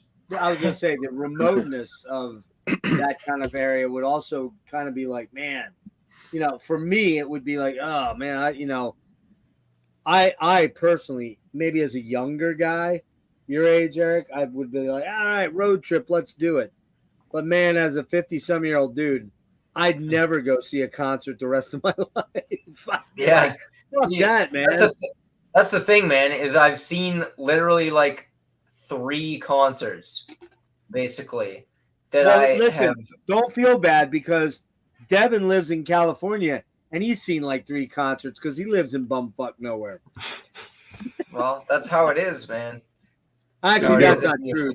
Devin is like 2 hours drive from LA, but the actual I'm not. I'm like a 5-hour drive. Well, how many miles is it though? Well, it's the traffic that sucks. Yeah, Well, that's it what I was going. doesn't I was matter. going to say. way You're too many 5 people. hours. Hang on. You're literally like if you could just drive direct, you're like 200 miles, right? Yeah. Okay. 200 miles, you could probably drive in legitimately, you could probably drive in 3 hours. But you have to deal with fucking what are you going, the 405 or the 5? Yeah. Yeah, and it's like a fucking nightmare, man. Like I went to New York one time. Flying back from New York to LA was quicker than the drive from LA back home. Yeah. Exactly. Yeah. Nate's out there. Nate's near you, I think. Not sure where. He's in SLO. Right? Or as I call it, Cowtown. I literally pass a field of cows on my way to work every day. Which I didn't even know they had cows in California. Like, Like We have 'em in cows Ohio. out here too. There's lots of cows out here. yeah, I forget where you said you're from, Nate. You're LA, right? Aren't you in LA? I don't know. I know when we drove out to FTA, I mean, we drove across the entire state of Indiana, which was, I mean, granted, there's a lot of cool, beautiful rolling hills there, and you know, it's nice and just kind of open, but it's like the no fun state. Like it's just Where man. at? Where at, Nate? Oh, Indiana. Okay.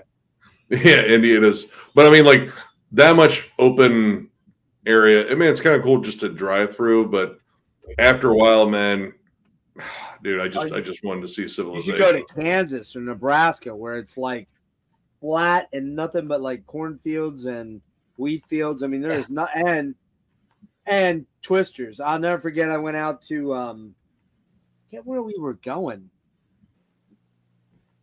Oklahoma, I guess. Yeah, that's where twisters hang out. Which they have a lot there too. Yeah, and we ended up going up through Kansas. We had to make a couple different stops, and man, I'll never forget this. It was the trippiest fucking thing.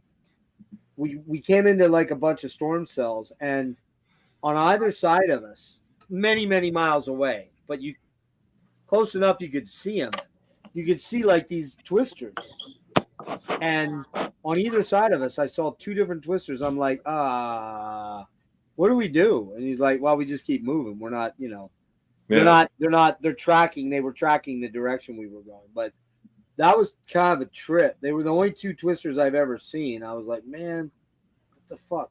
Oh, Dude, I had a wall cloud that formed directly over my house. I was outside of my back deck watching it whirl. Like, man, if it drops, I'm pretty well fucked. But this is so cool. Yeah, I haven't driven out that area. I know Noonan has multiple times, and he says, like, dude, it's miles of nothing. There's a reason why like Nebraska and Kansas and Oklahoma are viewed as like flyover states because yeah, there's nothing there. nothing there. Yeah. It's not like going out to Colorado or California or because I remember like going north of California, there's a lot of pretty big mountainous. What is that? The Sierra Madres there? Where? California? Yeah. The Sierra Oh. Madres, I think, are in that area. I think so. Like, for example, if you go inland on the 5 up to San Francisco, there's off to your left as you're driving north to the west are I'm pretty sure it's Sierra Madres. And there's some pretty big fucking hills out there. I mean, they're not like Colorado mountains, but they're significant. And then like you go over them and then you come down into the what's it called? What's the one that goes along the coast? Is it the A5 or the A1A? I forget what they call it, but the one that what's that? This is the 101. Maybe it is 101. I can't remember. Is that the Pacific Coast Highway? Yeah, Pac Coast Highway. Yeah. It just goes all along all the small little inlet towns, and which kind of is that near you, Devin? Are you off that? Of what? 101. Yeah, I think so. He just lives there. He doesn't have any idea. I mean, I get wherever you are. I mean, generally, you're just like, yeah, no, this is where I live. Like, there's something interesting about my town. I'm sure anyone that's not from here, though, like, oh, wow, there's all this cool shit. It's like, are you fucking kidding me? We are Rust Belt, yeah. all right? Isn't there like a lot of meth heads and crack heads in Toledo? Fair amount. I mean, honestly, the town that gets more of them, I would say, like Akron and Youngstown. Akron. Oh, Akron was big in the national news for like a huge meth problem. Like they really had to crack down on that pretty hard. Oh, I see what you did there. Had to crack down on it. Was LeBron James in charge of that? Nah, but I mean, he was always trying to tell people like Akron's not so bad. It's like, when you say something's not so bad, you're also saying by default it's not so good. Not so good either. Yeah. I mean, Toledo's definitely got its problems. Like, I mean, I tell people like, dude, we're the stinky T below the dirty D. Like, we're only about 75 miles south of Detroit.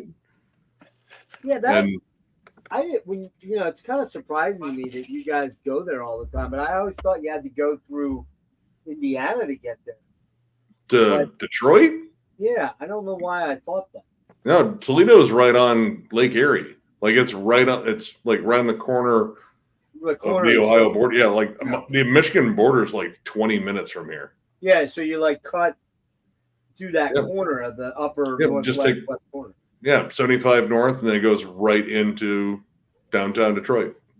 And then how far is Detroit from you?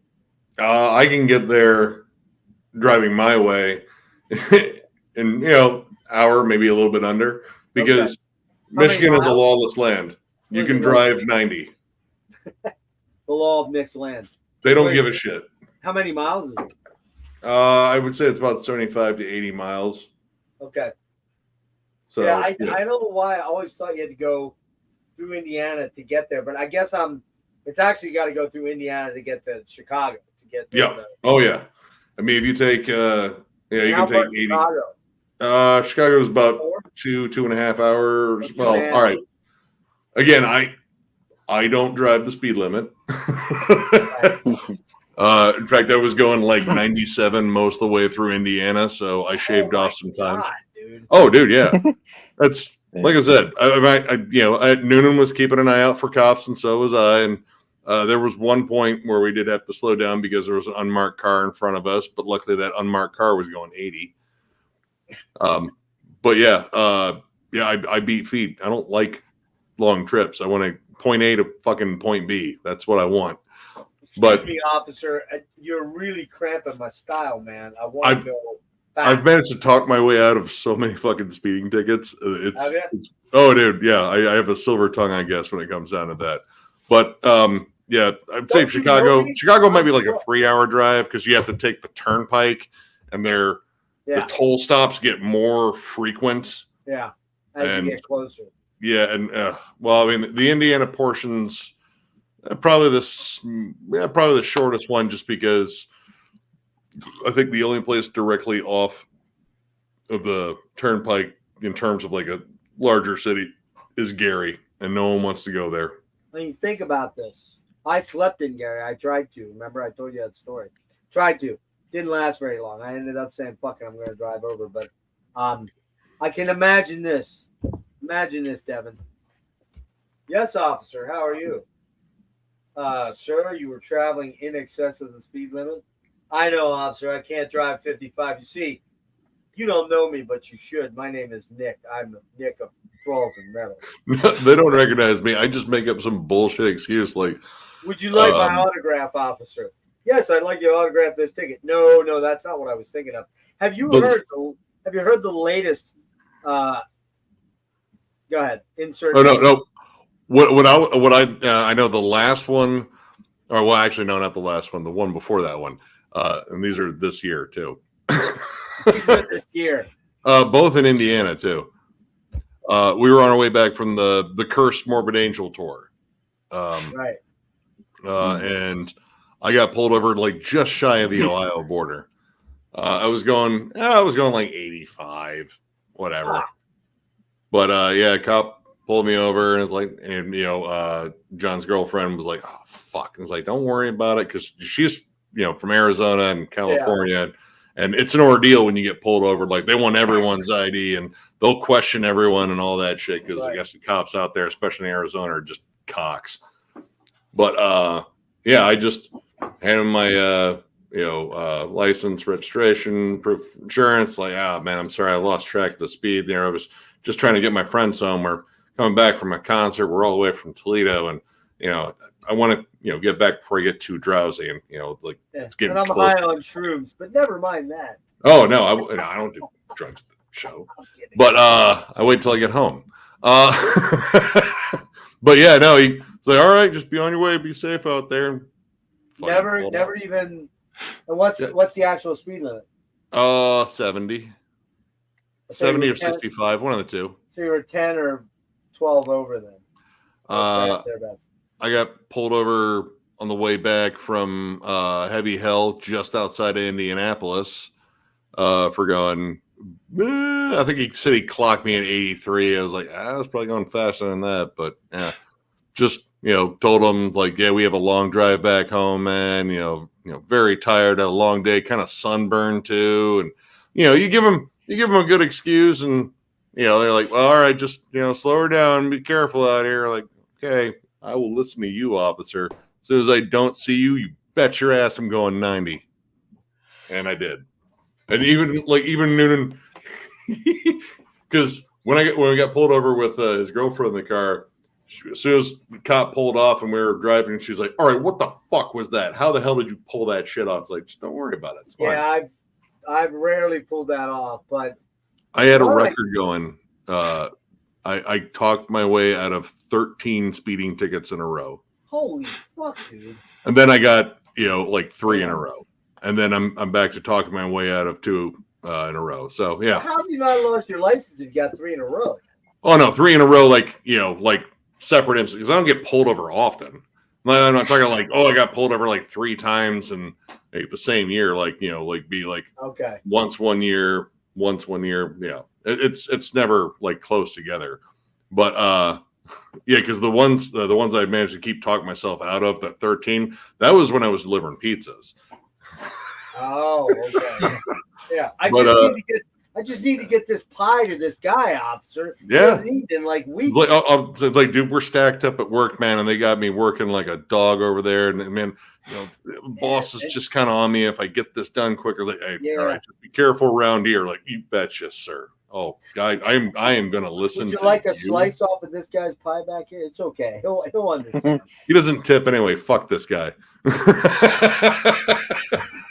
No, but when I got pulled over after Heavy Hell, fucking Noonan was messaging Jess's girlfriend. Like, he got pulled over again, and guess what happened? He talked his way out of it again. I was like, yeah, he fucking did it again. I don't know how you do it, dude, because I've rarely been able to do that. But I do remember one night, man, and to this day, I just don't even know how this happened. But this is going back to, I want to say 88 or 89. 89, and Boston was out. I got to see Boston one time with Brad Delp. It wasn't the full band on the first 2 albums, but when they came back for the third stage album, they went on a tour, and we took beers down. We took Old Milwaukee Pounders. We drank on probably on the way down on the drive like an idiot. I know we drank at the parking lot. We went in, we hung out, we did the show. We came back out, and we're like, the parking lot is just a fucking nightmare. I'm like, let's just chill and have a couple beers, thinking about the fact that an Old Milwaukee Pounder is like basically 2 beers, okay, more or less, give or take a couple of ounces. We sit there, we have, I don't know, 2 or 3 each, right? Somewhere in that range. So we're buzzing. We get home, we're heading home, and somewhere along the line, my speedometer cable snaps or something. So I don't know exactly how fast I'm going. But I can kind of gauge it by traffic around me, right? But I'm cruising along, and we leave a lot of the cars behind. And next thing you know, the lights light up. Whoop, whoop. And we both have beers in our hands. So I'm like, oh. Now, in the back of the car, Yeah, is a cooler. And I think these were the last 2 beers we had, I'm pretty sure. And I'm like, dude, you gotta dump those beers, man.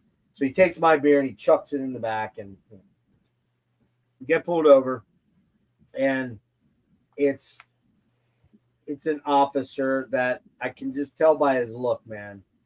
This guy is not going to be cool at all. And I'm buzzing, so I'm already worried. Oh my God, that kind of thing. And I thought that my buddy got rid of his beer, right? But he put it between his legs, like They'll never notice. Well, no, hang on. He put it between his legs and his feet, and so the officer, can you win that? And here's the best part of the story. I had a Dodge Omni back then, a crappy old Dodge Omni, beat the shit, and it didn't have the rear view mirror. Like the rear view mirror had been pulled off. I forget how. Somehow it got knocked off, and I didn't glue it back on. So I didn't see this guy was following me for he claims it was for several miles. Which that's like another bad thing. You got booze in the car, you're speeding, and you didn't pull over right away when the flashers went on. But I finally started noticing, oh, this is weird. Somebody's got Christmas lights on. Oh shit, no, it's not. It's like, oh fuck. Pull over. He's talking to me, and right away I'm like, I forget what I did. I think I smoked back then, so I swear I think I fucking ate a Newport. I chewed on a Newport quick and spit it out into a cup or something like that, just to get the menthol flavor to hopefully, We get to talking, and he's like, "Why did you pull over?" I'm like, "Oh man." He goes, "Oh, I see you don't have a rear view mirror." I'm like, "Yeah, I just knocked that off the other day. I was moving, helping my buddies move, and I'm trying to come up with every fucking thing I can to get out of this thing, because I'm like," and the whole time I'm thinking, "There's no way I'm getting out of this. There's just no way. I'm busted." I'm like, "Dave, you're probably gonna have to drive my car home. He's probably gonna arrest me, take me in." And long story short, he asked what's in the cooler. We open up. It's like, we drank these hours ago at the show, and he's like, "Not drinking any beers, huh?" I'm like, "Don't have anything." Officer he says to my buddy, "You want to get out? You want to get out real quick?" And he checking all around my area, right, with the flashlight. And I don't know how Dave did this, man, but I guess Dave was aware that he was going to come looking at him next. So somebody reached down between and pulled the beer around and pulled it down around the back of his seat, because Dave's a big dude, long arms. He got the thing hidden, and then the guy says, "You want to get out over there?" And my buddy gets out. He looks inside there.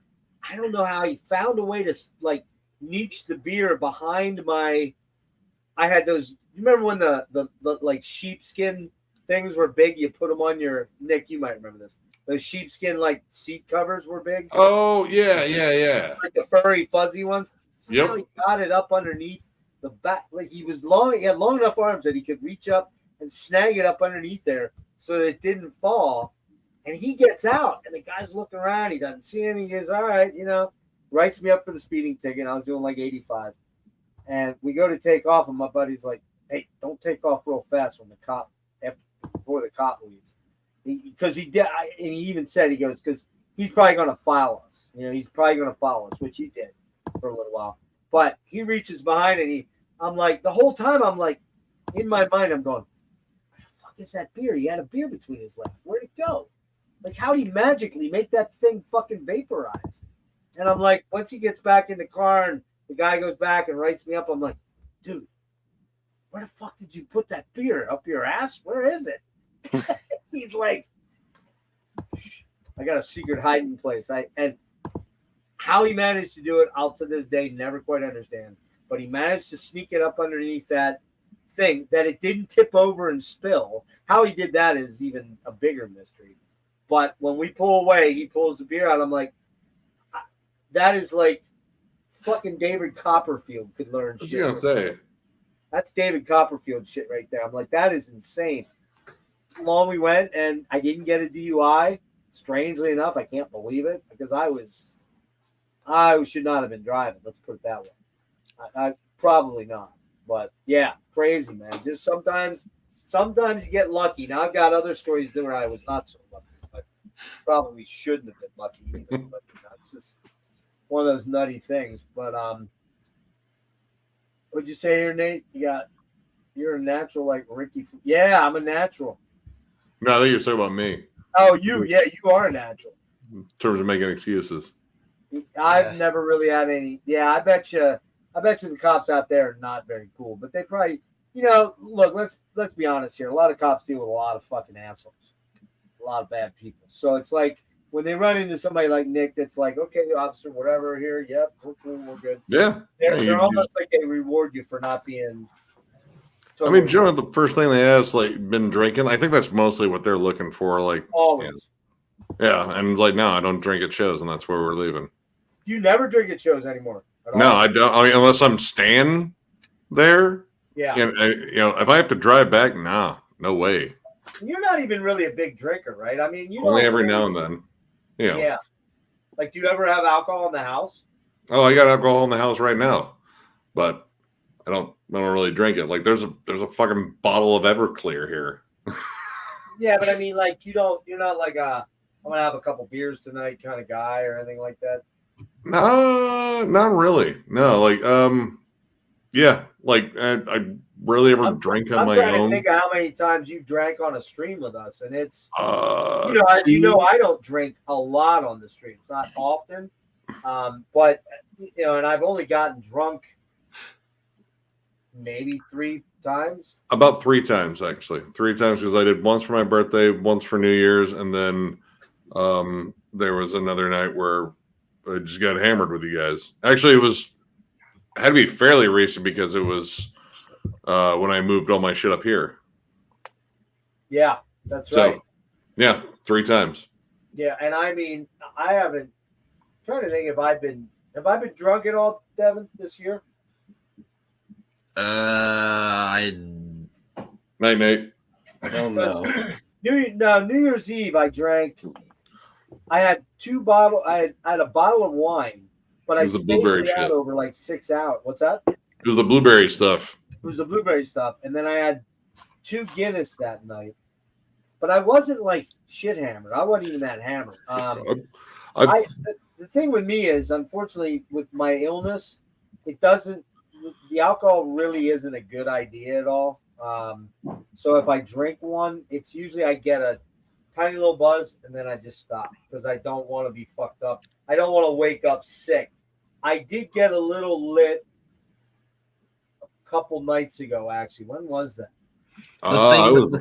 The thing with Dennis, you kind of had a good buzz. Oh, yeah. That night. Yeah. That night. Yep, that night was the night. I had 2 pumpkin beers. That was 7%. And then I had a 9% victory, which was 19 out. So that was probably the drunkest I've been since the night we had Marty on way back like last years. Dude, I was there for both of those. No, you weren't there for the one with Marty. I was. You don't remember that? There? Dude, yeah, Marty was crushing the White Claws. Dude, we got on it was the 3 of us, and we got on no. Okay.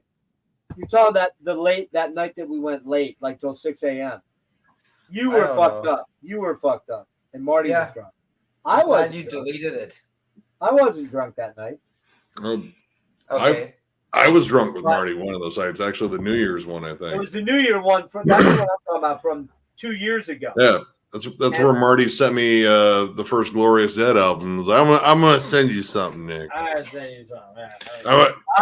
You're all right. I'm gonna send you something. I was shit hammered that night. Oh, dude, we were all smashed, dude. I fucking we were all fucked up that night. That was that was the coffee. No, it was the chocolate stout I had. I was drinking chocolate peanut butter stout. Rick's gotten pretty fucked up a couple times. I mean, well, I've shown up on streams on shrooms or candy bar.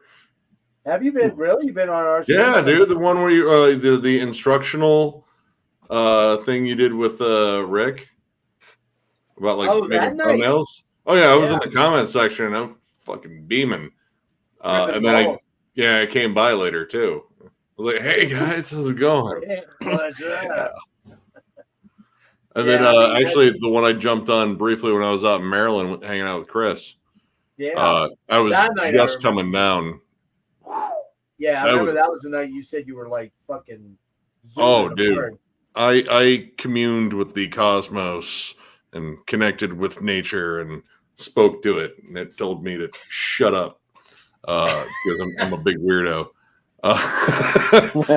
But no, we were fucking toast that night. I'd never seen anyone get full blown aphasia, like where they can't speak.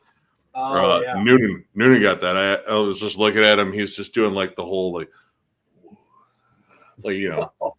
And then I was like, "Hey, Yeah. how you feeling?" He was like, "Dude, man, what?" He couldn't get words out, like full Yeah, bore. That's a little scary for me. I don't know if I'd want to be. Oh, that. he was laughing and giggling, and he was having a good time. But he said like I couldn't articulate my thoughts into words. Yeah. It just came out as gestures, and I was like, "Yeah, no, you were fucked up." I was there. I've had that happen on weed before, like where I was stoned enough that I just couldn't really like. Couch paralysis. Couch paralysis. It's like if I move, I might die. I check my blood pressure here, boys. This is what I get to do a couple times a day: check my blood pressure and see if my brain has exploded yet. Does it look like it's exploded? No, I mean I figure you have like eyeballs shooting out and like. Yeah, that make for an interesting. Looks stream, intact. I mean, do we keep that one up then? Because I mean, eyeball exploding stream. That's one you probably want to leave out. Special occasion. I mean, it is October. This is the horror hound month. Hey, speaking of that, while we're live here, so, and I don't know what everybody's got going, but everybody might have other things happen. But I think Devin, you were planning on maybe popping in. I think. Yeah, maybe. So, the 28th, and again, this is all assuming a lot because the next couple of days could be interesting. I mean, I let my gastro guy talk me out of going to the ER on Friday, but I think based on what I'm dealing with right now, I'm probably gonna have to go in tomorrow or the next day. But so Dennis and I are gonna try and have our last catacombs episode because I never intended on that being like an every week or weekly or I mean just to pull. You can always so many movies and talk about them so much, especially if you're not buying brand new stuff, which I haven't for quite a long time. But what we are going to do on Saturday, at least at this juncture, it seems like it's going to happen. I think Matt from the Accusation is going to join, and I'm trying to get Chromie to come back in. But I think what we're going to do, and Nick, you're always welcome, of course, but shit, I don't know if I have any more horror movies to show off. Well, we're gonna do like a hang where we talk about our top 10 favorite Halloween movies, and top 10 favorite horror, Halloween, whatever, all that stuff, slasher, whatever, soundtracks, all that stuff. But what I'm gonna do to kind of make it interesting is that instead of like having a whole panel like 6 or 7 people, I'll probably just I've invited people that are subs to pop on in. And I'll hit everybody with a message in the next week or so, and just be like, "Hey, if you want to pop in and just stay for 15 minutes, a half hour, whatever you want to do, give us your top 10, and we'll all sort of critique them or talk about them as a group, and then you can stick around or bold if you want. Because I don't think I want to have like 7 or 8 people where everybody's talking over each other. I think I'd rather just have me and Dennis and maybe Matt, I think, is going to join us. Maybe Chromie or you or whatever. And we just have people come in for,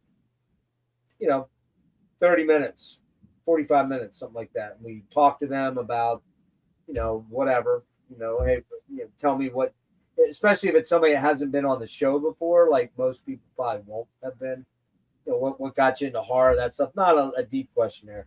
And then give us your top 10 and you drop your top 10. We comment as you go or comment at the end. And then we kind of knock it on the head, kick them out and bring somebody else in. So that's the plan for the 28th, Saturday the 28th. We'll sort of see how that goes. I'm not, you know, I'm not like trying to lock anybody in. If they want to be there, they'll be there. If they don't, they won't. You know. I think I mean, the only plans. I mean, yeah, by then we should have at least Probably be 10 o'clock start. Probably be a Oh 10 yeah, o'clock start. should have reviews fucking knocked out, and then nine or 10, one of those. my next plans will be Halloween shit with the kids. That'll be fun. All right, you gonna when you're with your nieces? Yeah, my nieces and nephew go to Vermilion and they go trick or treating, and I got to walk around with them and watch my adorable niece just make out like a bandit because she's the cutest fucking thing on the planet. And then watch my oldest nephew goes like, man, they're telling me I can't do this anymore. It's like, well, you're almost 13. Yeah, you're kind of on that cusp. Kind of hitting that edge. Yeah. I just can sit back and watch horror movies and listen to metal with your dad and I. There you go. Where did they live near you? No, they're just outside of Cleveland. Like, they're the ones that are over in Cleveland. Okay. Yeah. Right. Like generally when I go to Cleveland shows, I go and meet up with my brother-in-law, and then usually those days I'll try to get out there a bit early so I can hang out with the nieces and nephews and BS with them because they love their Uncle Nick. Oh, Uncle Nick, he's the best. I mean, he is. I'm gonna fart on my niece though because she always farts on me. I'm gonna fart directly on her. It's gonna be great. I would. I'm going to. She farts on me all the time. She'll come sit on my lap like, I love you, Uncle Nick. Give me a big hug. Just, I farted. Like, you think? She says that. Yep. How old is she? She is 6 now. Yeah, she's a little cheerleader. She loves every girly thing on the planet. It's unicorns and Barbies and and whatever her brothers are playing with because she wants that too. Cool. All right, well, guys, I think. What do you think? It's 2:00 on Sunday night. We could probably wrap up here shortly. Eric, it's actually only 11 your time out there, right? Like early. Yeah, not even. Yeah, you're in the same zone as Devin. Yeah. I'm gonna finish listening to some stuff and then go to bed, and got a whole bunch of stuff to upload that I already have recorded. So, yeah. What do you got going on? You doing anything on your? Oh, Eric just did. Anybody that's still watching, Eric just did a thing on Eli's channel. What? I can't ever get his channel name right. Dark Hymns from the North. Yeah, Dark Hymns from the Cold North. Cold North. I fucked it up too. Yeah. So you did a ghost deep dive, or no, not deep dive, a ranking, right? Yeah, just a ranking. And what do you got going on? Have you did anything new on yours yet, or you still trying to get there? Nah, you didn't get there. I've been lazy. So unmotivated. Yeah. Well, I'll get something happening in the next couple days. Probably tomorrow. Maybe just a response video, but yeah, something. I do want to talk to you. I think I'm thinking about pushing Tull off till November. Thinking about it. We'll talk about it. Devin, you got anything going on? You just dropped something, didn't you? Yesterday? Today? Yesterday morning. Yeah. Just yesterday morning, they let me know you. Oh, never mind. What'd you do? I forget what it was. Like 10. Like, fuck, what do I call it? I even forget my own shit sometimes. 10 absolutely all-time classic heavy metal records. Fuck yeah. I gotta watch that. Satan Courtney act on there? Like, did any of you guys do that? I think you did it, didn't you? No, you didn't do it. Anybody do it? The what? The sophomore album thing? No, I just haven't had time to do it. Yeah, I did that. You did it. Yeah. I watched yours, Devin. I never commented, but killer picks. I might do one tomorrow, but yeah, we'll see. I've I'm just working on catching up with collection updates because there's a lot of new releases that we missed, and they'll be in there as well as some other fun pickups. But we got one in the bag. Working on another one. A couple of States of Metal are done, and some other stuff too. It'll be interesting over in Thralls. What do you got going on, Josh? You don't have an actual channel, do you? I do, but I don't post very often. I definitely should post more. But mostly I'm just working on the new album for my band and trying to play some you shows. going to college? You're going to college, weren't you? I did for a little bit, but I didn't end up sticking with it. Didn't really care for it or like it anymore. That's fair. What's your band? It's Morticide. Cool. It's the first album was more like groove, thrash, death metal, metalcore, deathcore kind of thing, but the new album I'm gonna Oh. Josh, like the new album is like There you okay, yeah, you broke up there. So yeah, the new album is gonna lean more towards blackened death metal. That's what I was gonna say. Cool. All right. Yeah, well, when you got a CD, you know where to send it. Find them on I'll Instagram. definitely send you the CD when it's done, man. Cool, thank you. Yeah. Yeah, I liked your review of the first one. Like the criticisms were very fair, and I'm definitely gonna address them on the new one. Like I try it's gonna have live drums. That will help. Like I mean, sometimes the drum machine stuff works. I mean, it kind of depends on the aesthetic. Like a Mortician album is not going to sound like a Mortician album. It's more like an industrial band or something like that. Or like Godflesh. Like I mean, Hymns has real drums, but that sound is particular to that style. I think real drums are going to sound good on that, man. Yeah, that was just because I'm not like that good on drums to record that kind of stuff. Right. And plus, I have no way to record it anyways, even if I was that good. So. Yeah. Yeah, you gotta have the studio and the equipment and the mics and right. Yeah. Right, all exactly. that stuff. Yeah. So the new album should definitely be a lot better. Eric, you can find him on Instagram. Morticide. Cool. CIDE, right? Yep. Right? Yeah, it's Morticide 1. Yeah. Like the letter or the number on Instagram.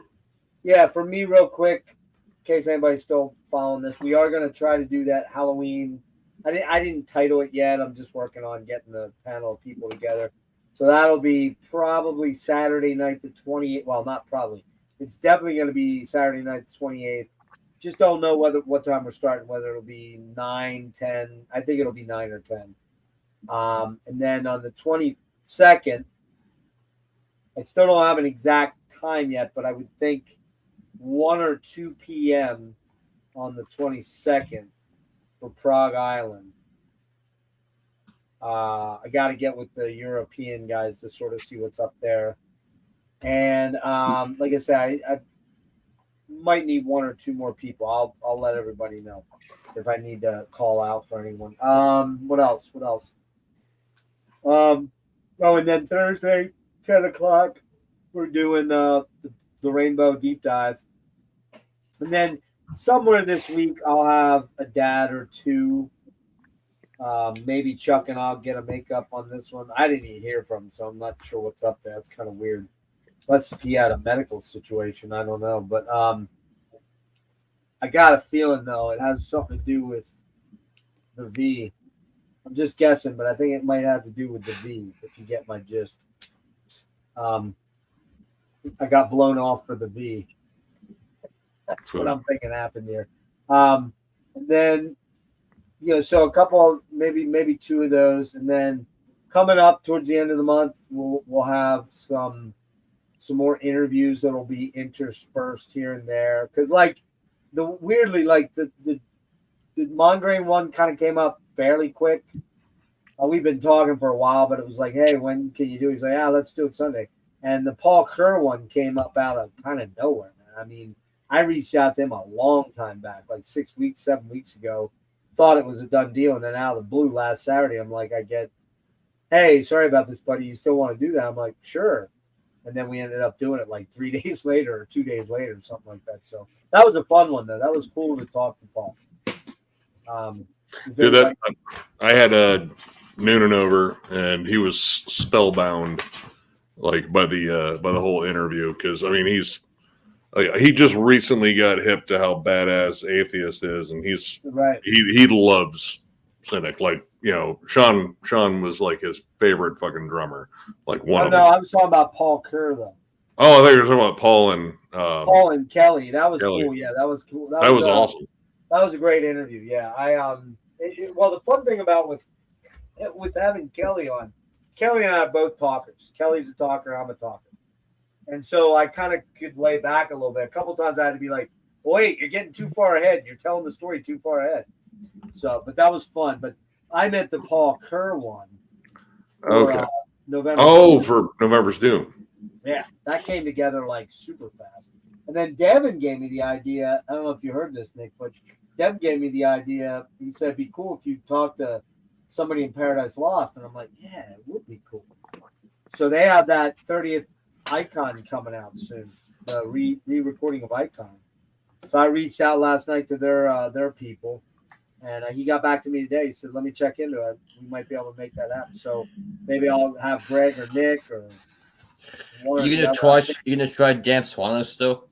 Who? Dan Swano. Yeah, I gotta go. I am gonna try to get Swano, and that could be. But he's been in like 20 different bands, so that might be kind of a long interview. Oh, as well as production too. Yeah, if it's, to be very honest with you, there's no way I can talk to him about every band he's in. That'd be an 8-hour interview. The way I talk, and the way, you know. So what I'm probably going to do with him is we'll talk about, you know, his life in metal, man, and just all the stuff that he's been behind, and whether it be at the mixing desk or at the, you know, production desk or creating, you know, like how does he compartmentalize all that? And I don't know about this, but didn't Paul say that he kind of retired, right? Paul, which one? Kerr. I didn't catch the entire interview. I was in there for only a little bit. He said he retired briefly, came back for November's Doom, and he's been back ever since. Yeah. Oh, he has been back. Okay. I didn't know he's doing. Well, I didn't know he's still doing stuff. Like I haven't kept up on that. So is Swano doing? Is Swano like recording, or is he? Yeah, he's done a bunch of stuff recently. Oh yeah, dude, he's done a ton of stuff. Okay, I haven't followed that. So I was gonna say, you're the guy interviewing him. You didn't hear what Paul said. Well, dude, I wasn't listening to it like you as a watcher.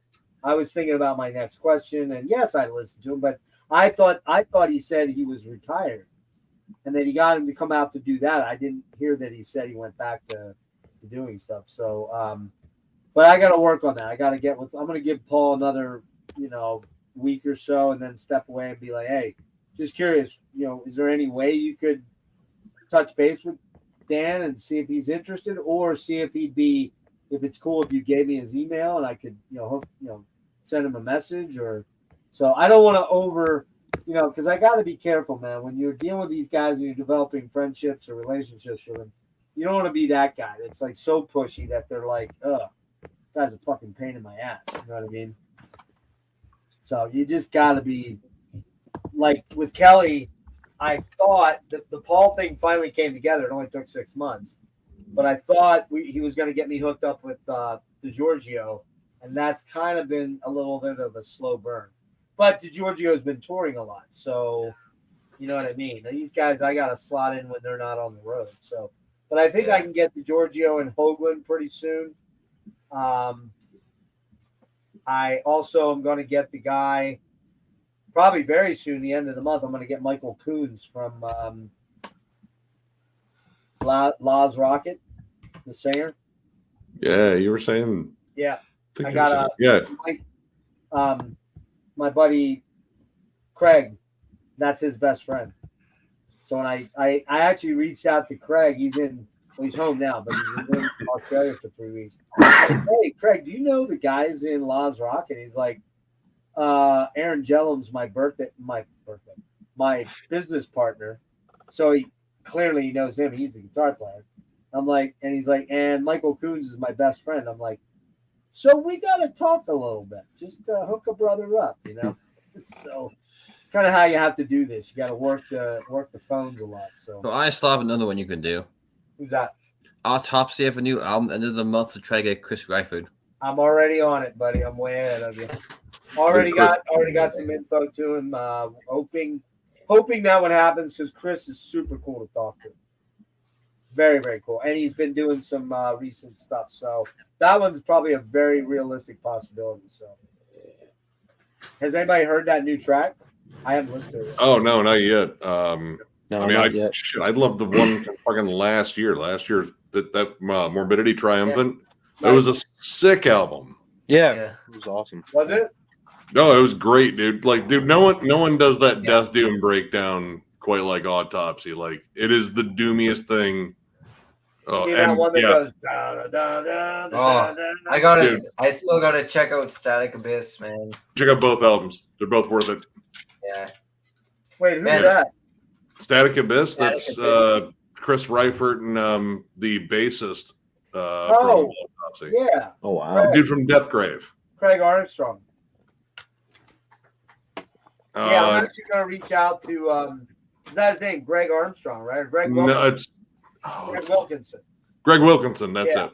I actually am gonna reach out to him too, because he does Yeah, a dude. lot of production. Like he's doing a Necrot right now. New Necrot. Yeah, doing it well, and Deathgrave too.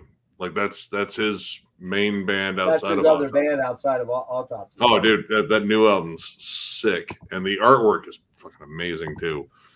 Yeah, I'm gonna actually hit him up because they were just in Mexico a few days ago, and I'm gonna hit him up and see if he wants to come on too. So, yeah, lots of cool stuff coming up. And dudes, Josh, good seeing you. Been a while. Eric, Yeah, man. always good. Eric, I'll get with you. We'll talk about the tall thing and see what we want to do. And Devin, see ya. Peoples. All right, right. guys. Everybody was hanging out. Thank you. Catch Yeah. you guys later. We had like Thanks. 12 people in here most of the night. Oh shit! All right, well, catch y'all later. Good hangs. Right. See Later, ya. guys. Peace Peace. out. Peace. Now that you're on. You there? Yeah. So, all right. Well, I didn't know if you had hit the button yet. I can never click. I can never find it. So, I'm thinking, I think tomorrow I'm going to actually have to go into the ER. I have pain in my abdomen I just can't live with anymore. I just saw my gastro guy, and he just gave me virtually no fucking feedback, no hope, no, we should do this, we should do that. I mean, there's just something very wrong. And, I'm kind of tired of living like this. And not that I think that the ER is going to solve my problem, but I feel like I better at least go in there and make sure it's not something I don't think it's going to kill me imminently because I'd be dead. But, so I kind of wanted to not do anything for a couple days, like not even have to think about anything other than listen to those Rainbow albums. And when did we talked about doing it? I'm trying to remember now. I forgot. Had we put a day on it? On Toll? Yeah. Not that I remember. I still haven't really gone into that yet. Yeah, you haven't started in. Yeah. No. Why don't we wait, and why don't we look at doing that in the first half of November? That gives us quite a long ways. It gives me a little bit of time to space some stuff out, maybe do some interviews as opposed to worrying about listening to all kinds of material from all over the place. And we'll try to get to that first weekend in November, maybe, if you don't have anything going on. And we'll just kind of look at it from that perspective. I think that might be the best way to go, because I just feel like if I don't have a lot of big band catalogs to get into right now. I mean, only the rainbow thing, and maybe, but I kind of feel like, the dads are kind of easy because I just pull one album and I listen to it once or twice, and like in case of Van Halen, and I knew those songs like the back of my head, so it was like I listened to it once, I'm like, oh yeah, every right before we went live, maybe 45 minutes before, I threw one or two tracks on just to remind myself of the main riffs, and that was kind of it. I knew I could just wing it, right? Speaking of live, it looks like we're still live, so you know.